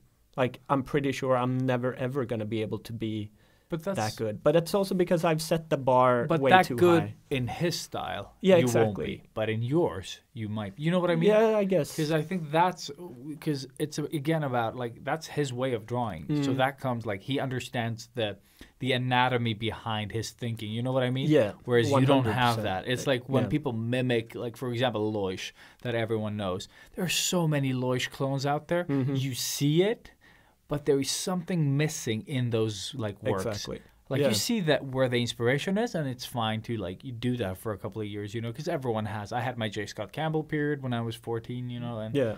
we all have it at some point in our lives. But there is something missing. Yeah. When you check like the actual source, you're like, It's But a then you check- fingerprint thing. It is. Like, it's such It's a... exactly that. You will never, ever be able to do that. Like, you could almost trace it even, and it's not going to And look it's the not same. gonna have that exact No. same thing. Yeah. It's got soul or something. Yeah, I It's, think so. It's a cool thing. It's like when people you start learning breaking to it down. dance, and then the people that feel the dancing that they Yeah, do. that's You know a what I great mean? Like analogy. it's such a Yeah. different thing when you see two people doing the same thing, the same moves, but one is feeling it and one is just doing it Exactly. like they know the steps. And that's something that I struggled with a lot with the kids that I taught. Because they were always so frustrated that they couldn't make it look as cool within bunny ears as me. Yeah. I really suck at breakdancing, so that always felt really strange because I'm like, no, Like you're just an you idiot. two breakdance and that's what it's supposed to look like. Yeah. But that's me and my perspective. Again, Yeah. me setting the bar. I was never happy with the way I danced. Mhm. I was happy with the way I taught because it was gratifying seeing kids learn. Yeah. But yeah, and then you can relate to the kids because I'm constantly striving to be better and they're constantly trying to be better. It's just That this, relationship, yeah, and I love that. But Robert just wants to be called master. yes, of course. Shifu! Shifu! Breakdance Shifu. I'm actually gonna go for the master. Or you can get like a master degree in tattooing or like a license. Ooh, that's awesome. So I still have like 5 more years to work before I can start applying So for it. but- you should all just start getting tattoos right now. Just saying. yes, 100%. Tattoos by Rob on Instagram. Thanks, buddy. Thank you. yeah, I've already pushed it. It's just like, you should get it now. It's cheap. do it. Cheap. No, it's funny. I'm really feeling a good progression in my work now as That's well. awesome, dude. It's really something has sort of Mhm. unfolded a bit, and I'm not having that pressure that I had in Australia, and it just feels like I'm slowly getting into it. And yeah, the whole realism thing is slowly locking up as well. It's like very, very, very cool to see, like when you can feel it yourself. you know? Yeah. When you can, I had that for a while as well. Like when you feel like I'm pretty good at Exactly. this certain thing, Yeah. like. The only horrible thing is it can only go one way, Yeah, which of is course. I'm gonna reach that sort of the You get- limit of this soon, and I'm gonna feel like shit, within a month probably. Oh, but definitely. But while you're on a roll, just enjoy Yeah, it. yeah. Like Oh enjoy my God, that yes. thing. Yeah. Yeah. But- And I wanted to say something more about this whole topic because I think we rolled into something that is like it's important and we easily fall into these, like little like it might be a way of thinking, it might be, I don't know, like we get stuck in jobs that we don't like and we just keep doing that. Yeah. Like I think we all need a reminder. Like this episode is really chasing the dream 2.0. Yeah, it I is. really think this one has more valuable stuff if you ignore the first 20 minutes. Like the intro and all that, I mean. But I'm just saying that we all need this like yearly wake-up call sometimes. Exactly. To just like really think about like, what do I want to do? And there's nothing wrong in prioritizing yourself. As long as you're not hurting anyone else, you just go for it. Yeah. I think so, because it's not. Don't let like the people, like let's say you have a girlfriend or you know like some family member that's like, oh, but I always saw you as a doctor, or you know like, oh, you want to do that instead of spend time with me, you know, that shit, like that guilt trippy Exactly. like type of. That's exactly what it is. But they don't realize it, you know. No, I don't think like. Some people are just maniacs and assholes, and they will do that on purpose. Yep. But I'm talking about the people that, like, right, they're just close to you and they want to be with you, but they're not thinking that they're also holding you back. Exactly. Like, they it's don't not realize. an intentional thing. It's No. not intentional. They think they're like protecting you. You from in a way. failing, but you should go out there and you Exactly. should fail hard. They need to just flip that on its head a bit and Yeah, yeah, support you and push you. Exactly, because I maybe. think if you show them that you mean business, like Mhm. you're serious about this, eventually they'll come around. It's like telling people you don't drink, Yeah, and they're everyone's gonna- like, "Oh, just have but one you-" beer, Exactly. one beer," because they've seen you drink before, so now it's a thing. You Yeah. know, when you turn that. Every but if you time keep you go out. persisting, every time I go out. But Every time. now no one says anything. You know what I mean? But that's Like- not true. You still get pushed into it every once in a while. But I didn't drink for 6 years. There was no one like at the end there. When I was out, no one said anything. They were like, "Oh," or like, "Oh, he doesn't drink," Yeah. or like people said it for me. You know, like you've done it for so long. They're like, "Oh, I'll get you a Coke." You just like, sweet. And it's just about like showing them that you're serious. Like I don't take everyone serious that says like, "Oh, I want to be an artist" on Instagram, and like I really think like if you check some of my works out, you'll really no. You have to show them that you're serious. You know what I mean? Yeah. You just don't tell anyone that you're going to become an artist. Just work on it. Become Yeah, an exactly. artist. Yeah. Exactly. You don't have to like because everyone says shit. Shit, he can open beer bottles with his eyelids. You know. Like, and you see it on YouTube and you want to do it. We've talked about the YouTube syndrome. You see something on YouTube and then you're like, I'm so gonna do this. Like I'm gonna fucking go out in the park and I'm gonna start doing pull-ups and push-ups. And then you wake up the next morning, you know, and you're like, fuck. Like hell no. You just snooze. I'm just gonna focus on my my dubstep dreams. Exactly. And then you Whatever it wake is. up and like, no. Pretty much. Later. I can't afford the machines to No, make music nah. and. Just start No, but I'm just beatboxing. saying that we all have these drives. Like, I would want to be really good at playing cards, you know, with perfection so that I get But- stuck into things because it's cool. And we have practiced. And we have practice, but we haven't practiced like maniacs. No. And that's what I'm saying. Like, do you really want to be able to do some of the shit takes so much practice and has no application in your life, you know, Exactly. except like when you're super drunk and You can wanna show open- off. Yeah, Yeah. exactly. And you can show off some stupid things. Yeah, that's what breakdance is. Yeah, pretty much. It's just a cool way to show off when you're drunk. Yeah, So- and hurt yourself. So just find what you want to do and do it. Don't tell people that you're doing it. Yeah. Like, if you're doing it seriously, people will sort of catch on. Like, oh, shit, what are you doing? You're going to, like, you've really, like, upped your art. Like, what are you doing? And then you can tell them. Exactly. But you don't have to tell people, like, oh, I'm going to work out tomorrow. And then you don't work out tomorrow. And then Yeah. the next day, or, like, quit smoking, you know, and you don't quit smoking. That's my thing. That- Whenever I say something, it always goes the opposite way. That's why I try not to, like the book. I was like questioning even mentioning the book because I'm like, well, if I mention it, then it's probably gonna be just sitting in my iPad, not Yeah. a single word is gonna be written. So, but now, of course, I need to break that sort of mold too.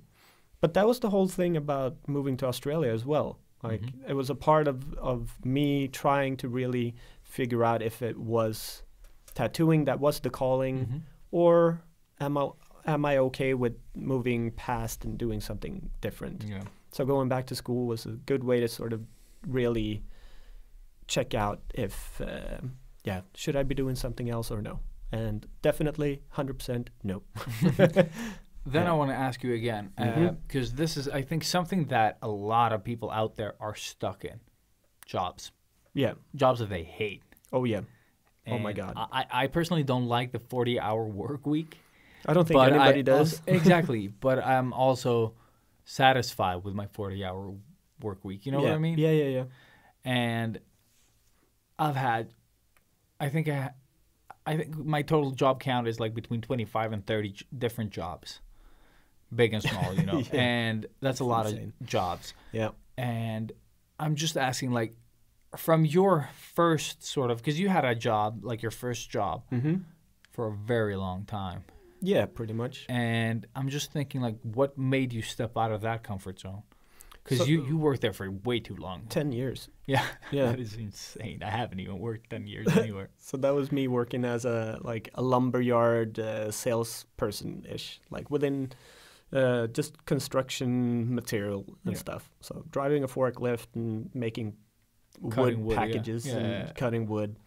10 years, and this was outside work as well. So I don't know. I loved the team, Yeah. and because I started so early, and I guess the good thing about that job was the flexibility of it. So in the beginning, it was only an extra type of Yeah, like thing, weekends only and shit, only yeah. working hours.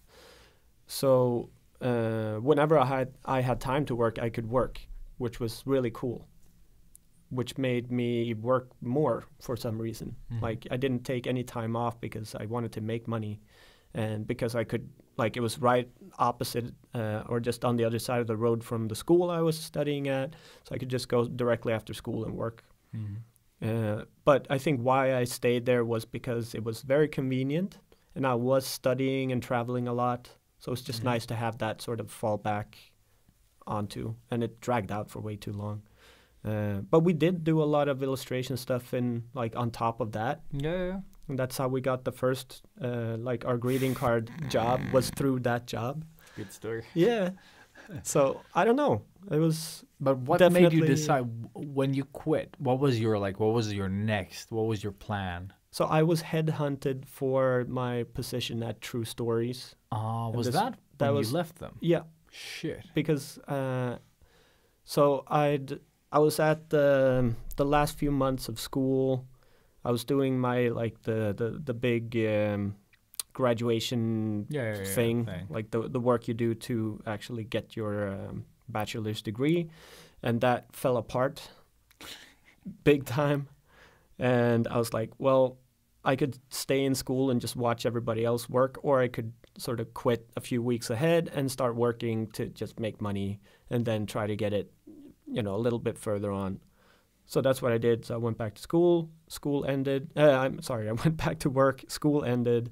And then I was contacted by one of my friends who'd gotten the job at True Stories. And, well, I got that job.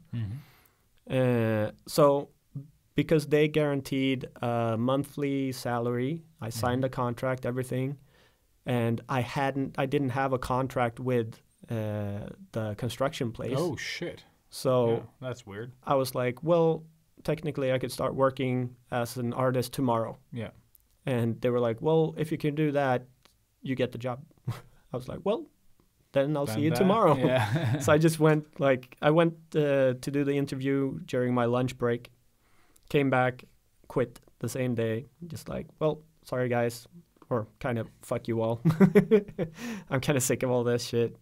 I got a new job, so I'll see you never. And then that was that, because they couldn't argue with me because I didn't have a They didn't have a contract. contract, And I felt like a piece of shit because it was 10 years of me, working my ass off, not getting anything, and then But just didn't they even get like bought during your like? yeah. No, we switched companies 3 times or 2 Oh times. shit. Okay. Yeah. So it started as 1 and then 2 switches. Yeah. Because it was Woody's first, right? Woody's, Before and then it became the- Järfälla Byggvaror, and Oh then yeah, shit. Beijer. Yeah.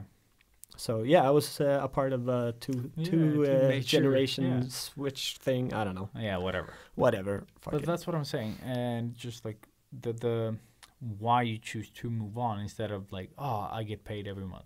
But I mean, I was miserable at that job. No, that's what I mean, and most people out there are. Yeah. Like a lot of people statistically are. super bummed about their jobs. You know. But I kept putting myself out there. So when I was in between sort of customers and stuff, I was always sketching and drawing at that I remember workplace. you even drew on the walls. I drew there, everywhere. like everywhere. Yeah, at that place. yeah. So like it was in everybody's face when they walked in there. Yeah, like yeah. there's an artist here, and then I would always be standing there sketching. So, you know, every once in a while, somebody like maybe wanted a tattoo, or you know, they knew somebody that needed a logo or whatever it was. Like there was you always even saw my logo there. Yeah, like, yeah, passed by. yeah. That was funny. that was really funny actually. And it was back in the day when the cameras were shit, and you sent me a picture barely visible Yep. of the car. I was remember. Like, yeah. So cool. But yeah, I don't know. Eventually, you know, I did put myself out there. Obviously I'd gone to school and made a lot of connections there, but yeah, it just magically happened. Like this person, Maria, saw my work in the first year of school and remembered it throughout the whole 3 years. And when she finally got a job, she was like, this guy, like, I love his style. I love everything he does. He's going to be perfect for us. And voila. That is badass. Yeah. Yeah. And again, like a little bit of luck. Oh, dude, definitely luck, because like these types of art jobs are not that common. No. Like at least in Sweden. Hell no. As far as I know, like it's gotten better with like through the years, because now Sweden has a lot of gaming companies, a lot of casino companies that I work, like the one I work for, and they like the pay's like nice, and you know like the benefits on some of these places are really nice, especially if you can speak for yourself. And I think there's like a lot of opportunity, but you need to be there as well for some of these opportunities, you know, like, Yeah. and I think we've talked about this in a lot of these episodes. I'm not going to dive into like all the specifics, No. but I think it's really good to be visible in places, you know, like talk to people at Comic-Con, talk to people at, you know, places where these companies that you want to work for gather. And just like, because Put yourself out there. put yourself out there, yeah. And eventually you'll get hit in the face with something you like, you know? Yeah, exactly. Because it is, I think, just like the bottom line here is don't waste your time on negative shit. Like, sure, that they're talking shit about you, but you could be doing cool shit, and then he'll be talking about you even more. You know, like you know what I mean? Like, Yeah. create your get it. luck and spend your energy, because we all have a certain amount of energy to put out. So if you waste it on doing, you know, negative shit, then you won't have that energy to do the stuff that you really want to do, something that brings you value. Exactly. Yeah. And that was always the thing as well. Like, I never felt too tired to draw when I worked at the lumberyard place. And that was physically Physical exhausting. fucking work, yeah. Like, you lift wet planks all day. They weigh so much, but still you come home and you just want to draw and you just want to paint, just want to do Exactly all that that. stuff. That's the drive that I'm sort of lacking now, because the work is so creative in itself. Yeah. So you fill that quota of painting and drawing, but I just miss, you know, coming home and like, oh fuck yes, But I get to draw I'm again. the exact opposite though. Since at work I don't draw my personal stuff. Like at this place, I get to draw, I guess, more within, because I get to set the style that we draw in, and I took a shitty style this time. Like it looks awesome, but it was way harder for me to work in this way in a production. Yeah. But when I leave, I get to draw for me, and I think that is my biggest drive. Like I do the thing, the product that we talked about before, and then I get to do my thing. And my thing could be, you know, like it could be doodles, it could be links, it can be, you know, like some digital fucking characters or something. Like I get to do whatever I want. Like there are no limits to what I can do. And it's both, like if I only had that, I don't think I would appreciate it as much. No, maybe. of course not. But just having the option, like do the things you do at work, I get to animate in Spine now, Cool. and that is awesome. And then I get home, and then I can, you know, like more draw, you know, like on paper or stuff like that. I Yeah. truly enjoy as well. Whatever you want. Exactly. Yeah. And I think just like if you want to pursue something, don't quit your day job entirely if you have no plan. But, you know, we've said before that you should just like make enough money to survive the month, you know, a bit above barely, and then the rest of the time draw, pursue, be in places, you know, conventions, whatever the hell, make connections with people, because you like some of the people that you work with today might be the people that employ you later, you know, if you just play your cards right. Exactly. But so be nice, because I think that's like main reasons why some people don't get hired is that like they're assholes. Yeah. Don't be an asshole. Don't be an asshole. Super easy. That's the lesson for today. Mm-hmm. I think that's a good way to wrap it No, up. I too. think that's a good wrap up as well. Yeah. It's just like, don't be afraid to do the things you want to do. And don't be afraid to take time to figure that out. Yeah, exactly. You don't have to. Like when we say, like, do the things you want to do, if you don't know, it's still go out there into the world and just put yourself in life's way. You know what I mean? Yeah. Just see what the fuck happens. Maybe you walk through the Himalayas. Mhm. Yeah. Maybe you fucking take a walk down Paris. Like maybe you meet a fascinating person in Prague. You know, like you don't know. That's you the don't whole know. thing. Just do things. Live life. Travel to another country if you can Yeah. with your sketchbook and start drawing in public. Exactly. Like, you know, like just do weird things. Like, because when you've traveled and drawn abroad, Yep. there's always someone that like, oh shit, you should come by this place and like we have this thing and like I Yeah, can't. you can always like it's another tool in your toolbox doing that in a way. Like it just expands the mind in a different way. Without sounding too spiritual or like weird in that way, but it is. It's so enriching, and you just switching environments a little bit just opens up your mind in a different way, and you're gonna just be thankful for it. So really, like, you don't even have to, you know, switch countries. You can go traveling. That's exactly it. Yeah, you can I was just go gonna to a say different that. city, take a day, and like sit on the train and step off somewhere you've never been before. And while listening to this podcast, let's say you're walking to work, just look up. Yes, Like, I noticed in Stockholm, everybody we have looks down. no. Everyone. No, but yeah, No, I just mean like when I looked up for the first time and not just like, oh, this is my city, I know everything. I looked up and there are these like little towers and little like clock towers and shit, like little details in the houses that I've never seen. exactly. Because you just look forward, you go to the place, you Yeah. you go from A, you go to B, and then you go to C, and then you go back to A. And blah, blah, blah. You just do that normal shit. Just look around you.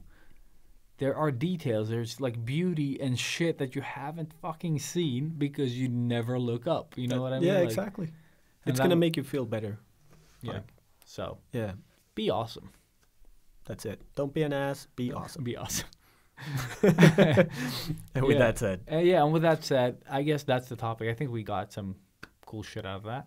I hope so. If you guys have any other questions or any cool stories maybe you want us to share, Oh, yeah, Reach that would out. be awesome. Yeah. I think the easiest way, as we normally say, is through our Instagram. Latest post. Yeah, latest post, or send us a DM. Super fine. Otherwise, send us an email at hello@sketchbookheroes.com. Exactly. And if you want to sponsor this podcast or do anything with us, like you have ideas, reach Same. out. Same. Please. So, yeah. Awesome. Let's move on to tools. Let's go. I don't know what I don't know that what was. That was too. garbage. Yeah. Okay. Skibbity-bitty-bidoo. All right. So We're gonna be talking tools toolies. today. Do you have a tool? I am a tool. I don't have Yes, you are. the tools. I agree. Yes. I agree on so this. Let's talk about you as a tool. let's talk about me and me. Me. Yeah. How cool tool I can be. I don't know. I don't know. Oh. Fuck it. Rhyme master. Okay. All right. So There is one medium that I've mentioned so many times on this podcast. I I think- bought it way before this podcast was even thought of. I think you're gonna mention it in the next episode too, which is funny. Yes, that is true. Because we are, just so you guys know, next episode is something that we recorded a few weeks ago. So Yeah. It has been mentioned also throughout the podcast, like throughout the years. yes, The medium is, of course, gouache. gouache. And I bought it super cheaply at Gouache store. I think it was Maton or something like that. That art store in the city.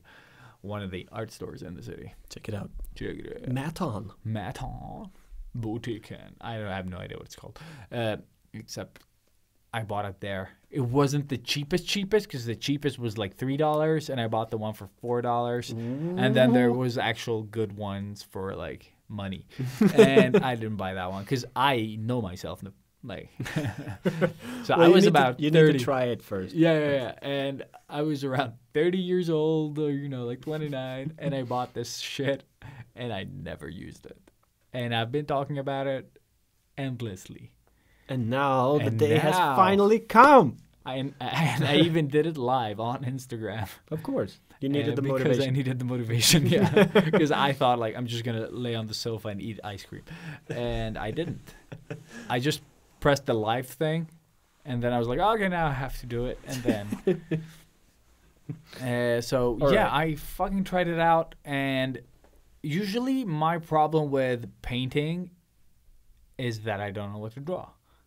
Well, now Uh, you have a lot of stuff I to have draw. a lot of stuff, yeah. And I really wanted to implement the way that I use ink, like Inktober stuff, to do the same with the gouache. The gouache, man. You gotta use the gouache. Welcome to Boston. No, I don't know. But, yeah. So what are your thoughts so far then?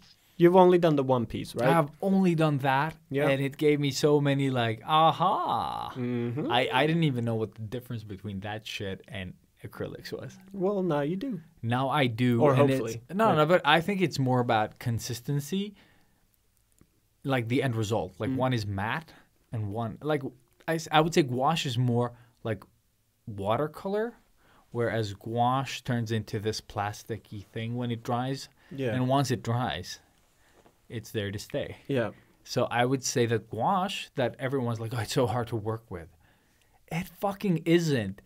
It's like digital art. You can fucking paint and paint over it and keep painting, and then you make mistakes and you paint over those mistakes, and you just don't have the Control Z option, okay? But you can paint over your own shit endlessly. So I really, really, really, I think, found my medium, and it has inspired me to, like, do actual paintings. So I think I'm gonna take the simplicity of the Zelda stuff that I do, and I'm gonna try to make them a little bigger and more like painterly, and try to make actual paintings. That's awesome. Because that's sort of what I've wanted you to do for 30 years. But I never had anything like I've only drawn the Zelda stuff since I think last year. But it's like, this is what I mean, that you keep trying new things. Yeah. You do have your thing. Now you know, like, the thing that people might be expecting of you with your Insta so stuff. much. Yeah, But- Instagram only the But you're still trying new things and experimenting. And this is, again, it's going to enrich your life in a different way. Even if you decide that it's all shit anyways, yeah. you've tried it now and know that it's not you. Or Yeah. it's going to go the total opposite, and you might become super famous with your awesome gouache stuff. Like, you never know. And this is the cool thing about it. Yeah. So, and the same with me in the fucking book. Like, who knows? Maybe I am good at writing. Who, you know, Yeah. you wouldn't know unless you try it. You try it, yeah. Because I've had that like aspiration to write as well, and I've Yeah. written the start of several things, but I've never really managed to take them past that point. Exactly, and that's the same here. Yeah. And the same with gouache for me. Like, I've only done that one sort of painting that I had to do for school, Yeah. and that sparked the interest. Mm-hmm. But I could never like sit down and actually do something more with it. I started a Tony Stark, like Robert Downey Jr. portrait at Yeah, one yeah, point, and just gave up straight away. But because it is a very different type of medium. But so what would you say, like, well, you've only tried it the one time now, but yeah. the process of painting with it and stuff, did you feel like it was very difficult, or was it easy, or what are your thoughts on think the it- actual? I think the result is what makes the paints difficult. Mm-hmm. For me, I'm not gonna paint smooth surfaces and stuff like that. No. You want more gritty texture. Depending. I haven't tried painting faces, so that might complicate shit Yeah. a lot. I wouldn't recommend it with gouache. But then again, yeah. I think that gouache is malleable enough to be watercolor as well. Yeah, of course. So you can thin it out and just set the base Mhm. and then build off of that and keep building and building and building. I think if So- you're just starting out and want to try it, I would do a test page with just different sort of fading techniques and stuff. Mhm. Because we did that in school and it helped a shitload. Oh, okay. How to, I didn't think about that. because you do a solid color and then you take water, like you said, Mhm. and you smooth or you make a gradient from the freshly put. But you do that paint and on the stuff. canvas when you've painted something. Yeah, we did it on paper, but yeah, Yeah, but I mean, like when you paint, like let's say I have this like organic shape. Let's take, I don't know, like a tree trunk. hmm You would put the flat color on there.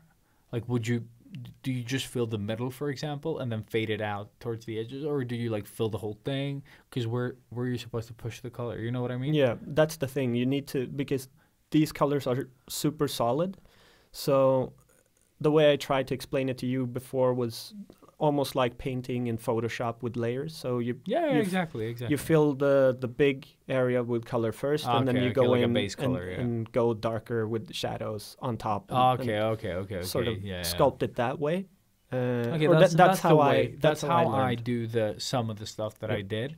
But then I also approached some stuff with the watercolor technique, Mm-hmm. where you water it out just a bit, and then you do that thing Yeah. on top of that. Oh, So, okay. for example, I did the rock wall. Mm-hmm. I just faded like a warm gray on top of the whole thing, Yeah. like with transparency, Yeah. and then did some details, opaque details on top of that. Oh, okay. And so you can mix those both techniques, like the techniques of both. And I really like, I have no qualm with painting over, because I like when I'm painting like a blue thing and it like hits the trees, Mm. and then you paint over and there's some of the blue still left in the green. Yeah. And that stuff I really love. And I Nice. think there is a lot of exploration to be done with gouache. Like, and mine are super cheap. And people are like, "Oh, you feel the difference?" I have no comparison. This is like, I'm 35 years old.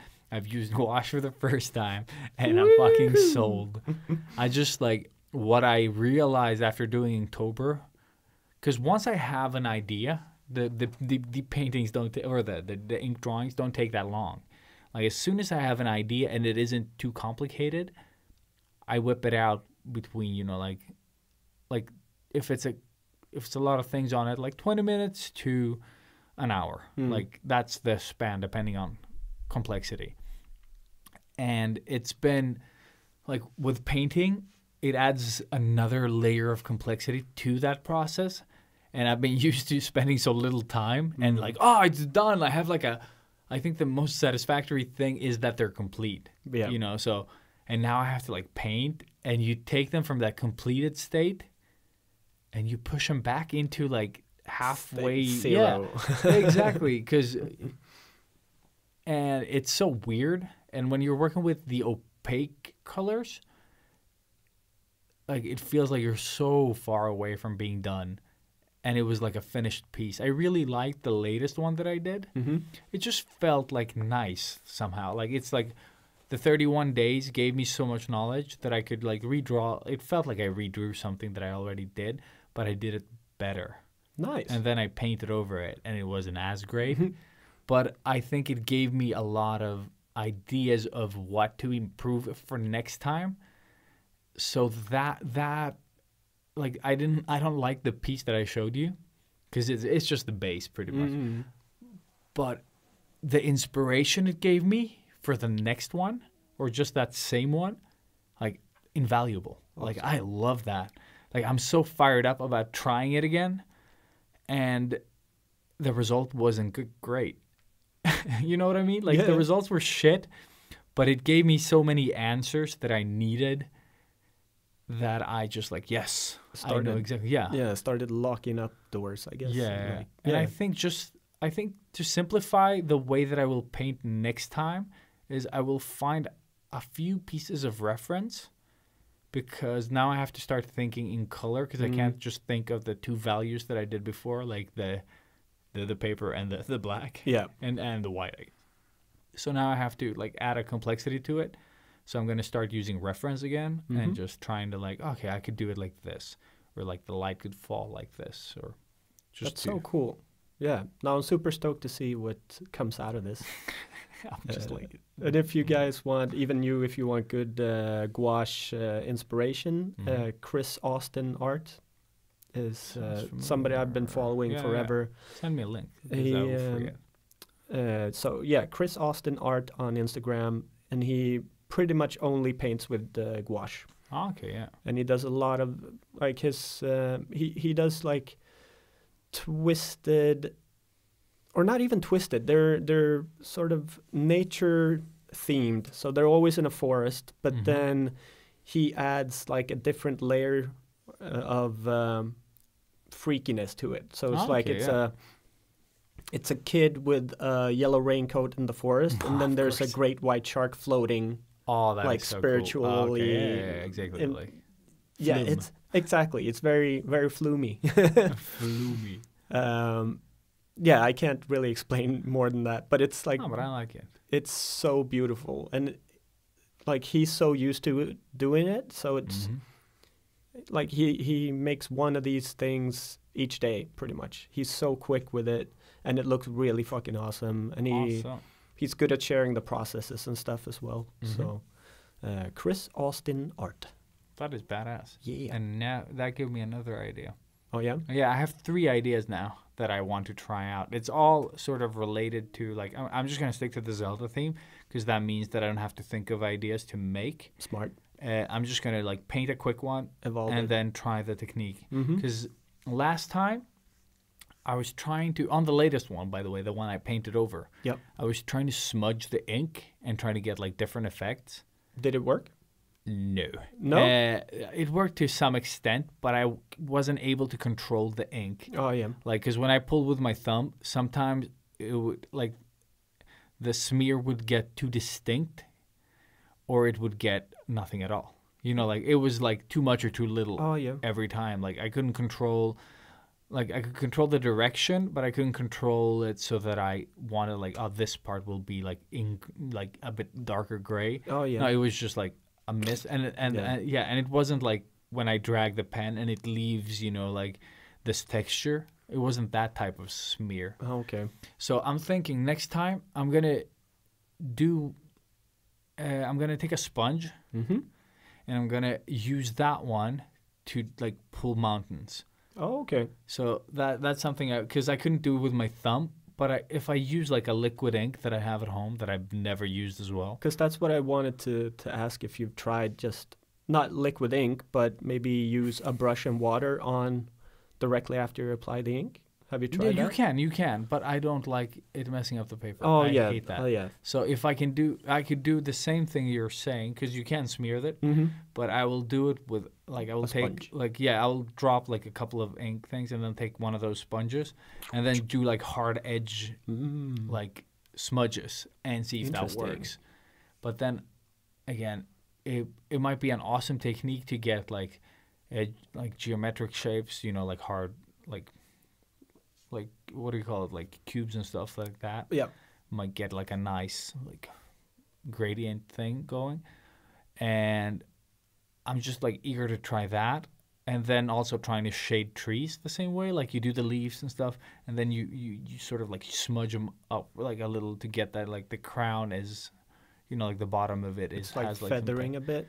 yeah, exactly. Like somehow just like trying to get some textures, or like just trying to play around with like some type of gradient, but that is more, I don't know, like rough and uncontrolled, you know, so you get some texture because the sponge doesn't like cover all of it immediately. I don't know.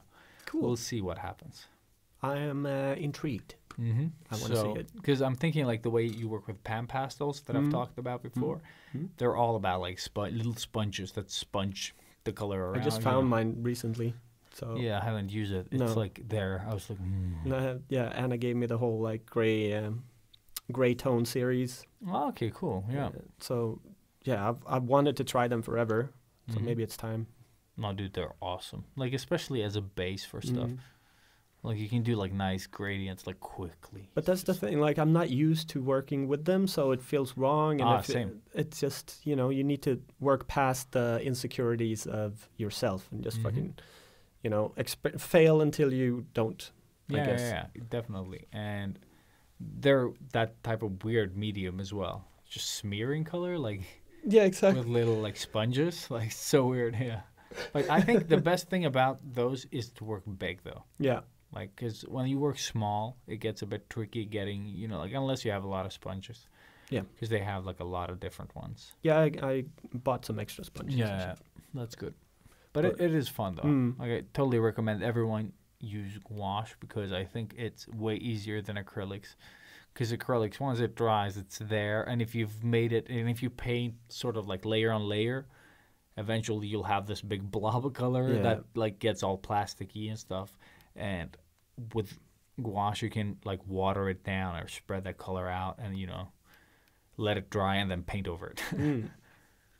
Yeah. No, it's on my to buy list, like a lot of other things. Yeah. If this goes well, I will buy maybe the Winsor Newton gouache instead. It's a bit more expensive.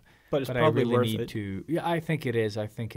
But I think they even like you can paint for longer periods of time with the same color click Mhm. rather than the cheap shit that I have. Yeah, yeah. Just like you paint a little and then like more color, and then you just run through like too much color for nothing. Fuck. I want to go home and paint. Yeah. So I'm really excited about gouache. I think gouache might be my medium. I'm not gonna like celebrate. Don't early. jinx it. Yeah, but I'm gonna give it a few more tries. It's super fun. I'm just sad that I can't do it like on the go Yeah, yeah, because that's when I draw the most, I guess. yeah, exactly. Because you have your routine, Yeah, and now. but I it's- could always do the base sketches, and I'm a bit curious how it would be to sort of like do a link drawing, but I do it like directly with gouache as well, like just Okay. trying that out. Who Yeah. knows? Yeah, that Go might for be it. Cool. Yeah. Yeah, we're all very excited to see what you come up with, bro. Mm-hmm. All right, so I got nothing else. that's it for toolies. I have a tool for next time as well. You are a tool, and No, you are a tool. You said this in the beginning. of course. Yeah, so let's just move on and get the fuck out of here.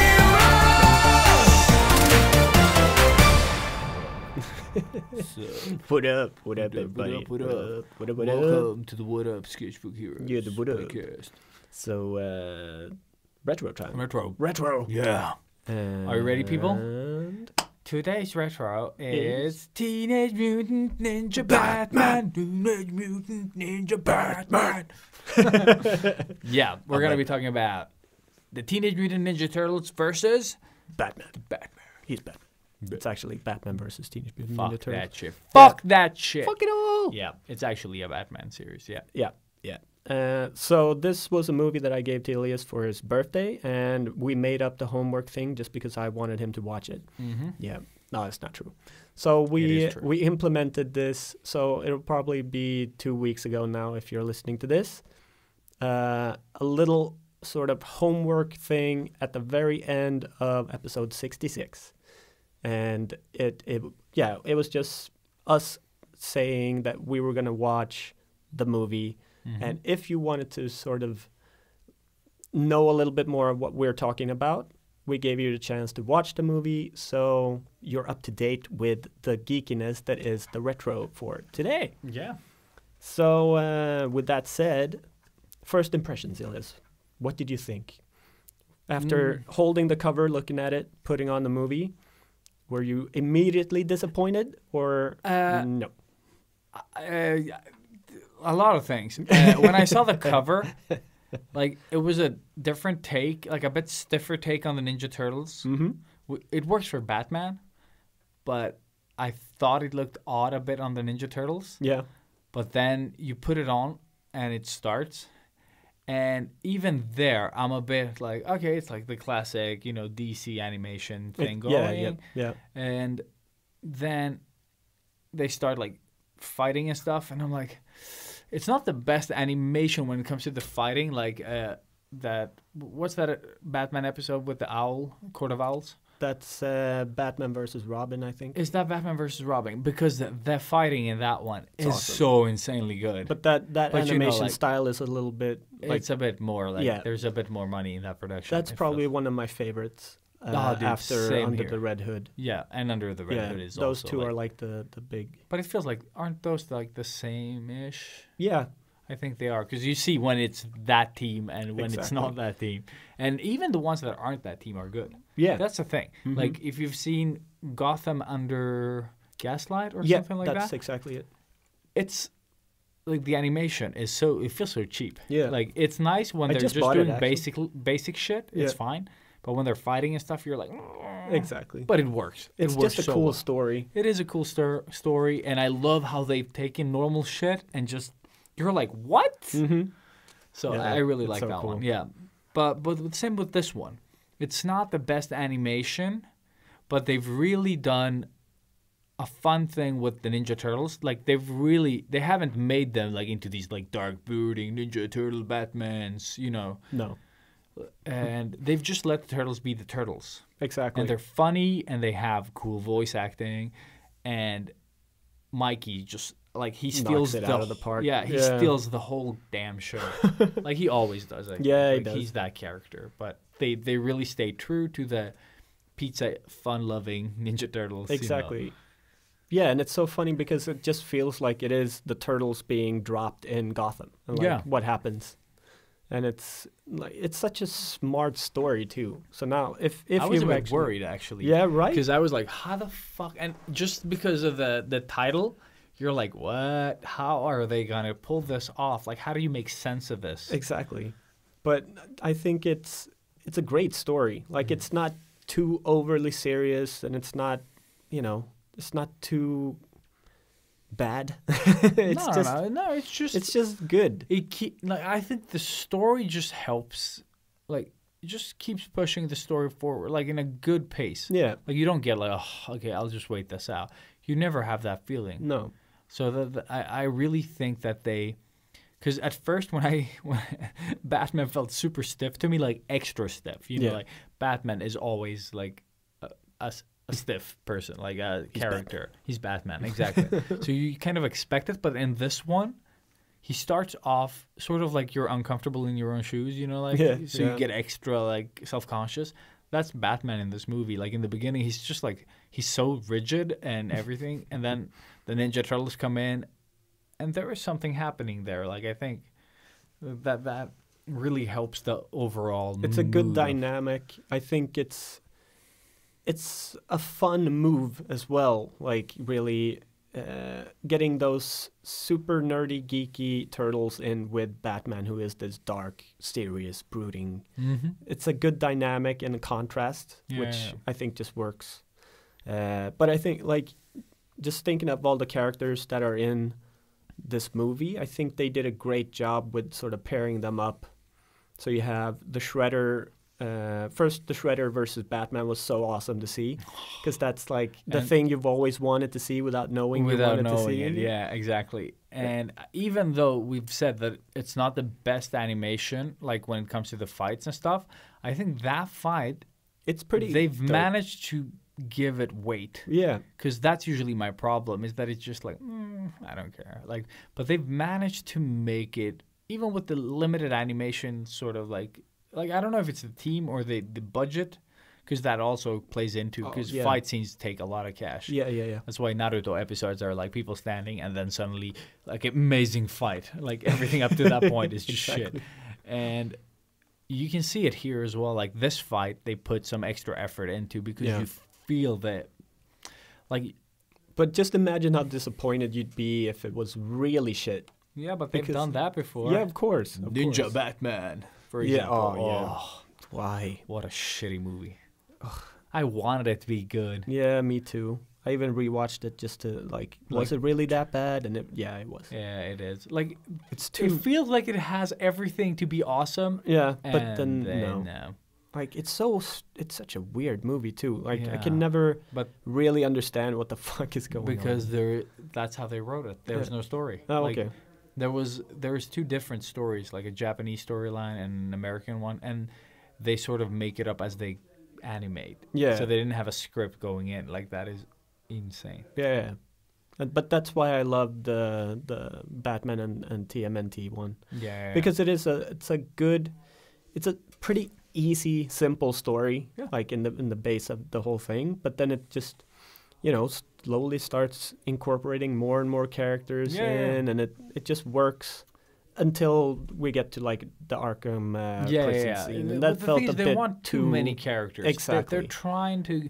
Like, They because we have shoehorned 1.5 hours or like Yeah. 140, and we need to get everyone in. Like they could have done with less. Yeah. Because Yeah, I yeah, think yeah. that's where they start to. Like, you don't lose it, but you get a bit disappointed that if you went there, why couldn't you done more with it? Or like went further with that idea. But they don't have time, and No. that's why you should just avoid it. Like pick a couple of characters and then stick to them. Exactly. Why shoehorn in 50 new characters Yeah. when you already have something really good? Exactly. Like, But- just, Yeah. overreaching pretty much. Exactly. Yeah. But it feels like, they put that in because of kids and they want Yeah. to like Like just make all the something famous more fun. characters, Yeah, yeah. exactly. But I really liked shit. What was it? I wanted to say something that Ra's they- al Ghul. No. What they did cool was that they managed to take, like, since they are in Gotham, they still managed to incorporate like big parts of what is the Ninja Turtles Yeah, thing yeah. into Gotham, Exactly. and then like what is Batman always fighting, and what is he trying to like keep the Joker from doing, like, and stuff like that. And they've taken both these things, like the elements that make up a lot of the base story for both these things, and like made them into this one thing. Like, and I don't know, like I don't want to spoil anything, so I'm just gonna be that vague. But we gave people the homework, so I think Yeah. it's all right to spoil it. But- Okay, then fuck it. Spoiler warning, Spoil it. motherfuckers. Spoil it. We're talking about mutagen, and we're talking about the Joker's. What the fuck is that called? The serum that he makes, the his- purple dust. Yeah, I don't know what the his fuck. his laughing thing. Mist. Yeah. Yeah. That, and they mixed like these two basic things and trying to make like a super thing out of it. Yeah. And Yeah. yeah, it's so cool how because you mean when they inject Batman? Oh yeah, that is so cool. Like they make this like. Oh, I don't know. Like they're trying to make like super bad guys, and they're sort of willingly doing it as well because Yeah. they're all fucking nuts. Yeah.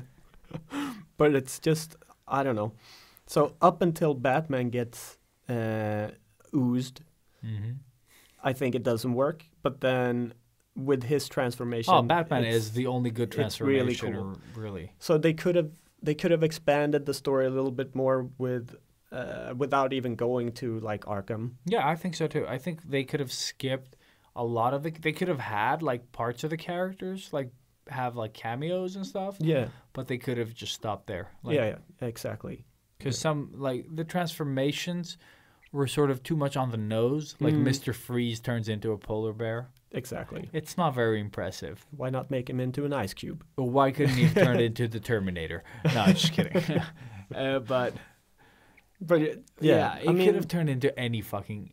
Like he could have turned into a Exactly. penguin for all I care. I mean, you know? doesn't the use work like they have to be in contact with an animal? you turn into what you were in contact with last. Exactly. So when the fuck did he hug a polar bear? Like, Exactly. or when did the Joker hug a cobra? Yeah, because they've been locked in a fucking So, mental asylum. So. Like in that sense, the Harley Quinn transformation works because she has pet hyenas.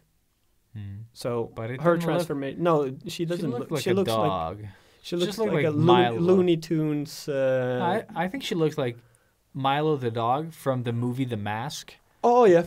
She looks like him, like When- without when- the mask, but with the mask. You know what I when mean? when Like, Milo becomes the mask. Yeah, exactly Oh, what that's she looks right. like. That is exactly That's the actually only thing like that's a good reference. because that is exactly what she looks like. And I also saw The Mask just like a couple of months Oh ago. yeah, so- it's just out on Netflix, eh? Oh yeah, I saw it with my kids. Yeah. I Nice. was like, we need to see The Mask. It still holds up, right? It's fine, actually. It's surprisingly Dark. that too. But I'm just saying that, like some of these old movies, they're not as silly as I remember them. Hell no. They're fairly like I've said this before, like Kindergarten Cop. I thought it was like a silly comedy. It's not. No, it's fucking more like a Arnold is thriller. Arnold is pretty good. Yeah. Like he's actually acting. It's not just like, oh yeah, I have muscle. You know, like he just doesn't go around saying taglines, No. which he also does. Yes, he does. But he's also acting in between. You know what I mean? Like it's not as cheesy as I thought it was. No, and the story is really deep. Yeah, and the story kind of works. And a lot of famous lines from there that I totally had forgotten. Like the party pooper. I thought that was from True Liar, but it's from Kindergarten Cop. party pooper. I'm the body pooper. Like, who the fuck are you, man? He's like, I'm the body pooper. And then he kicks the fence. Yeah, and then, He's such a badass in that Yeah. opening. No, but I Brown kind of, glasses. I don't know. Like, I think they're really good. Yeah. Like, I enjoyed Kindergarten Cop. I've seen it twice. I bought it for like, I don't know, 39 crowns or something on iTunes. You know, like, It's watch worth it it. with the kid. Definitely worth it. It's one of the movies I don't have actually. Like, it's actually worth having. Like, if you're gonna collect movies, it's like surprisingly well done. Plus, I mean, for us, it's the nostalgia I of think it is, but Yes, yeah. but that's what I'm saying. Like some movies you watch and you're like, I don't know why I like this, Exactly. and it's just nostalgia keeping everything together. it. And that's probably why we love a movie like Batman versus Teenage Mutant Ninja Turtles as Yeah. well. Like, not that we saw that when we were kids, but it's the stuff we loved as kids now. kids now being together. Exactly. Because it was always like when you were a kid, you were always like, oh, who would win? Like Jean-Claude Van Damme or Bruce Lee? And now you have Exactly. like a mashup. And you know, like- actually see it now Yeah. happening. And that's also so cool, just seeing like Batman and Leonardo yeah. train together. Yeah, that's pretty like giving pointers and stuff. And it's such a God. Like if I was like 10 Oh, yeah, seeing dude. this movie, Yeah. holy shit. Yeah, I'm Like, definitely going to watch it with Dean. yeah. He's seen worse. But like I don't know if you what did you think about the blood and goriness in it? I Because didn't think about it it. was like I very think subtle. The only thing He that- smashes somebody's face and it explodes, so you get teeth and blood flying. Where was that? That's I in was the trying to rooftop fighting scene. It's the Rooftop. so fighting it's scene. Like the Raphael turtles? Yeah. knees the guy. The guy in the face. Yeah, Yeah. yeah, when he does the rhino. Exactly. Like tilt. Yeah. So like that's pretty gory. Then you have I didn't think about it. Like, like- my kids have seen worse. Like you have the Shredder like throwing a throwing star into the head of one of the foot soldiers. Oh and yeah, blood. yeah. Like and so he you does- have yeah, small that one things was like that. kind of graphic. And the sound is pretty cool too. Yeah, It it's really very does spot sound- on. yeah. Like Yeah, I don't know. yeah, I kind of like that as well. And I Yeah. like that the foot soldiers weren't robots. Exactly. Like and But that is also like one of the best things in the old cartoon. Clang. Clang? Did you you say say clang? Because I think like it's rubbish. Like the first Ninja, like the Ninja Turtle show is shit, yeah, it is. but it has some of the best. Like it's not the best voice acting, but it's funny. It's so like good. in the way that Samurai Cop is funny. It's so bad, it's good. Exactly. You know, like, It's just satisfying. yeah. Yeah. Like join me, turtles. And Raphael's like, does go suck a lemon hold any meaning to you? And you're like, what the fuck does that even like what? But it's funny. Yeah. It's super funny and Those lines will never disappear from my head. no, they're good. Yeah. So good. Mm. But all right. So Yeah. if we were gonna do any type of rating on this movie, and if you had anything else you want to say, let's start with rating. What would you say out of 5? Out of 5, I don't know. Like for me personally, for enjoying it so much, I'd give it a 4. I don't know. Like, Really? Yeah, I'd Yeah. give it a 4. Like I don't think I'm the like- animation is any like the best, but it's not the worst. Like It's when a- it's yeah. supposed to deliver, it does. delivers. Yeah. Yeah. I think so too. For me, it does. Like we discussed the whole Arkham scene. Yeah, it does, that whole thing It pulls, pulls it it down. down, Yeah, yeah. it does pull it down.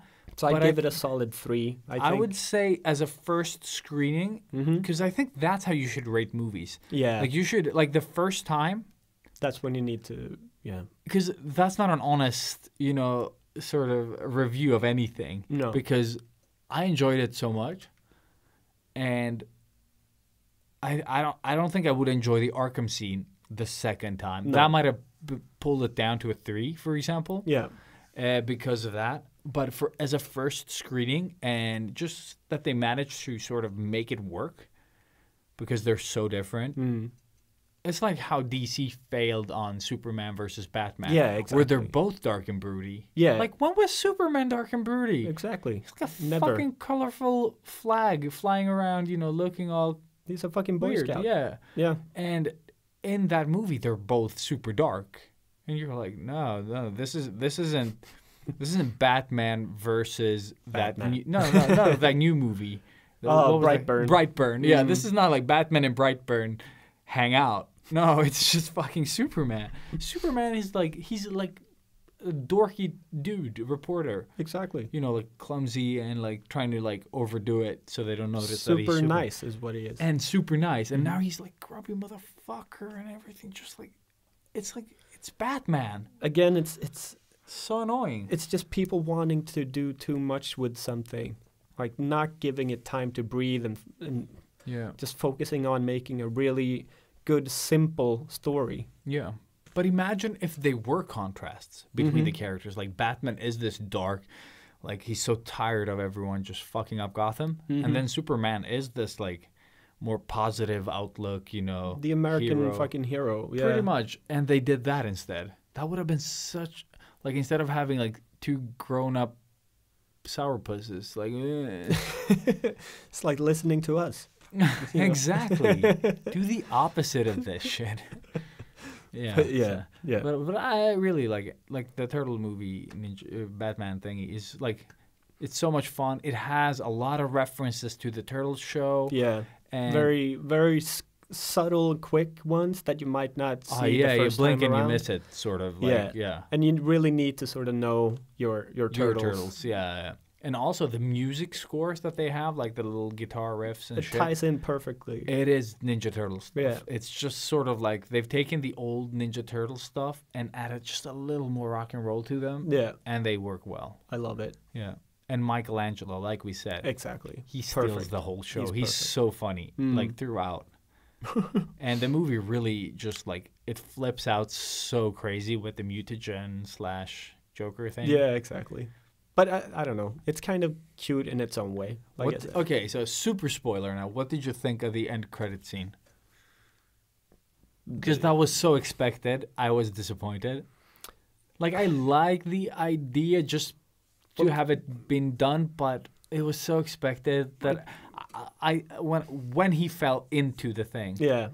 I was like, oh, this is the It's end happening. credit scene. Yeah, yeah. Because that's the only reason I knew there was going to be an end credit scene. Of course. Is that thing. Yeah, yeah. And it was too much on the nose. On the like, nose. yeah, I don't like it. agree. I agree. And I don't think they're gonna do anything with it. Oh no, they're It's not. just like a little it's not gonna. It's fun just a thing. fun thing. It also ties into the Turtles movie yeah. with Super Shredder, Shredder yeah. coming. I Like they guess, even yeah. the Super Shredder thing. They even did in the Nickelodeon one as well. Oh yeah, Yeah, they pushed that one as well. because they like that was so anticlimactic. The Super And Shredder. the Super. Yeah. He becomes Super Shredder and then he knocks some poles down and dies. Like that's. Oh yeah. that's- You mean like in the live action? Yeah, in the one? live Yeah, action yeah, one. yeah, they It's really it's didn't the most do- ridiculous thing ever. But I just think they couldn't pull it off. And then in the newer Turtles movies, they just made him into this can opener that waves. Oh man, don't even get Well, me but that could have been started. so good. Yeah, But it just turns into Transformers for a exactly. second there, and you're like, yeah, you have to remember who made the movies. you yeah, know? yeah, but that's what I mean. Like, It's it's basically it's a- Transformers fighting Splinter, Yeah. and then in a half shell. in a half shell. Yeah, it's so weird. It's so weird. But I kind of, I kind of enjoy those movies though. I love the characters. movies.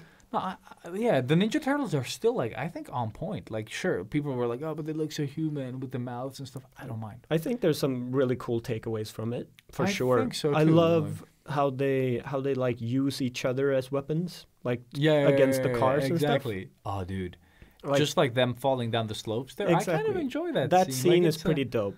Yeah, as a kid, and my son watched it. Like he loved it. And It that's is a the thing. fun- It's a as new a kid, I would have generation loved that. again. Yeah, as a kid, that would have been the best movie of that year Fuck yeah. Easily. because Turtles. it's turtles, and they're funny. They're still funny, and I think that's where they succeed in that movie. Is that sure they look a bit weird from what you're used to, Exactly. but I like that they're making them different. Yeah. Because if That's- anyone has you seen, have to. yeah, and for anyone who has seen like the newer shows, like both from the Nickelodeon one and then that new reboot that they made where the Ninja Turtles going through a portal or some shit and they get new weapons. So they have the Oh yeah, that's these, the like, one I still haven't seen. yeah. I think it's available on one of the streaming services. Okay.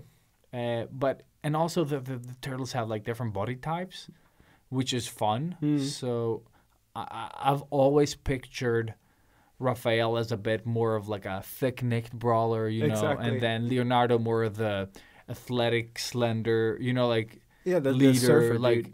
And no, 'cause you like said Leonardo. Nick- No, I meant Leonardo. Yeah, sorry, yeah. like the leader of a mixed body type. You know, both agile but also strong and Yeah. sort of. And then you have Donatello that doesn't focus as much on the training, He's the geek. and he should be like a bit more like scrawny, Yeah, like built but scrawnier. exactly. And then Mikey should be, you know, whatever Mikey is. He should be like Peter B. Parker. Exactly. You know, Yeah, like, he yeah, should be yeah. like a Pretty much. a bit of a belly sort of slash, like working out and doing cool shit. You know, skateboards and like this alternative Lazy type of, athletic. pretty much, yeah. And because I think just giving them that little thing already, because they're already funny characters in themselves, because they are so different. I love how they manage to make them so different while looking the same and having the same headbands, you know, Exactly. like with different colors. It's so weird too that they only made the color switch because they wanted to sell the toys. yeah, So it's like let's Exactly, just so give you- them different colors. yeah. So Before that, they were all red. yeah, they were and- all yeah red, but so cool. and I know that shit. What was their name? The creators. Kevin Eastman and Kevin Eastman and Laird. Laird. But I never. Or maybe it's remember- Kevin Laird and something Eastman. Ah, fuck it. Kevin Eastman. Yeah, that might actually be correct. Yeah, fuck it. But I know that they creators. were upset. But I like the cartoony version more Yeah, me than too. I like their version. because like- they made the comic for more grown up. Grown ups, Yeah. but I don't think that's interesting in any way. No. Like I've read a couple of pages and stuff, and it just doesn't interest me in the same way. I actually haven't read them. No, I haven't read the whole thing either. I would love to get my hands on them. But I'm personally more of, I love that they have these like strong personalities, and sure they're like stereotypical like stuff, you know, like the party dude and the leader and the scientist guy And the rude guy. and the rude guy, yeah. But it is also that they've made it work. Exactly. You know what I mean? Like, Yeah. They've taken it, and it's not offensive to anyone, but it's still funny as fuck. Mhm. And with the newer shows, I think they've really, like, it really does work. It's just one of those IPs that just always, I think, will work. Yeah. It's just fun to see them, you know, be brothers, be stupid, and do cool ninja stuff. But still, yeah. And also for the Nickelodeon one, I've said this before when we talked about it, but it has so many references to everything we've talked about on this show. Everything from, you know, like old Kung Fu movies, Chuck Norris, you know, Big Trouble in Little China, and so many more. The Thing. It's so, yeah, it's so worth watching as a parent just because of that. Like, even the Swedish dub, if your kid speaks Swedish, even that one is good. And they have a Bruce Lee, and they have so many characters that you, as a grown-up, like, from the 90s to, like, early 80s, like, you will find something there that sort of, like, strikes your fancy or you recognize if you're, like, a pop culture nerd of any type. Yeah. You will find, like, that show, it was made by us. You know what I mean? Like, by all of love us, that. I mean. Yeah. Yeah. It was made by other nerds for nerds. And Exactly. that's, there are so many hidden nuggets. Like, even the Three Storms, you know, when they popped up, my head just, like, I think I even sent you, like, screenshots of Lopan. And Yeah, the you Three Storms. did. I was like, oh, my God.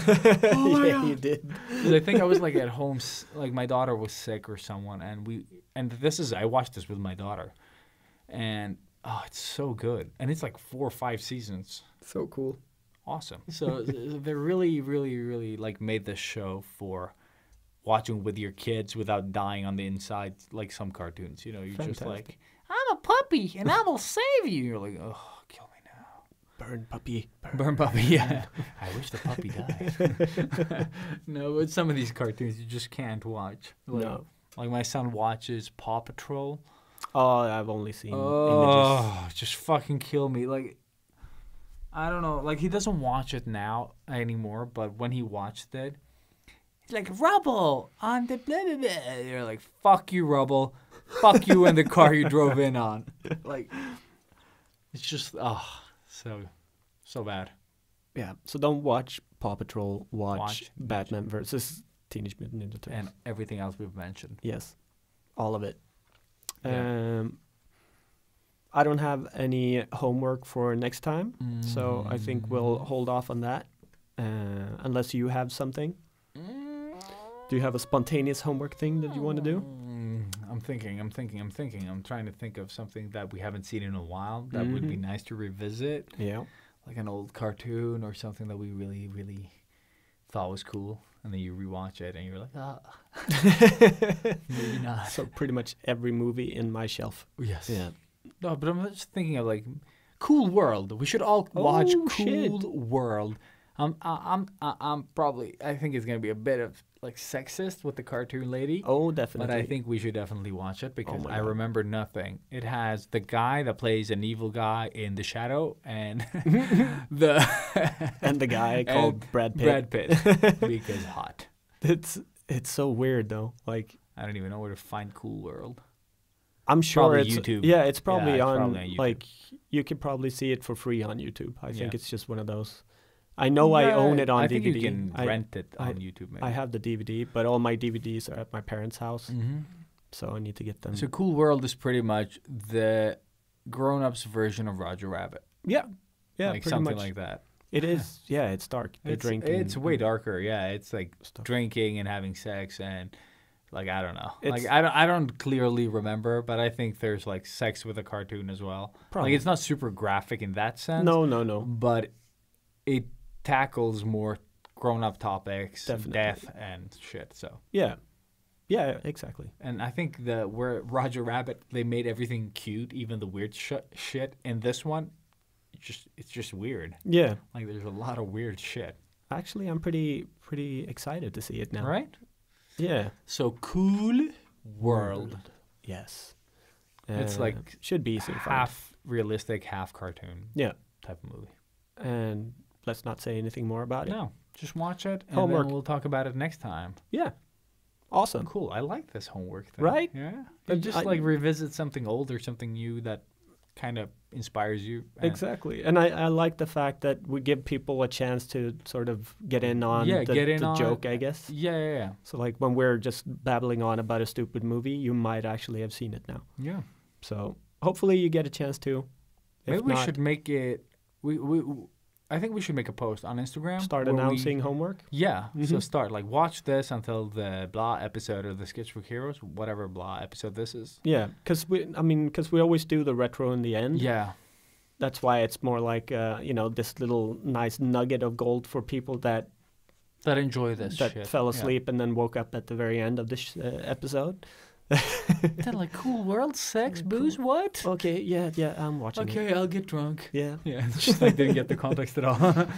perfect. But yeah, no, I think that it's a fun thing to explore, and let's see if you guys enjoyed this segment. Please let us know, like Yeah, that would be cool. Actually, about anything you like. feedback. Yeah, we don't care about anything else, just the things you like. Yes, And then we'll just remove everything and just talk about movies. and of course we're open for other suggestions of stuff that you want us to see, maybe, Or we could do a us to shout. do in the podcast as We're well. not like going to if you- masturbate in the podcast, so just let that one go.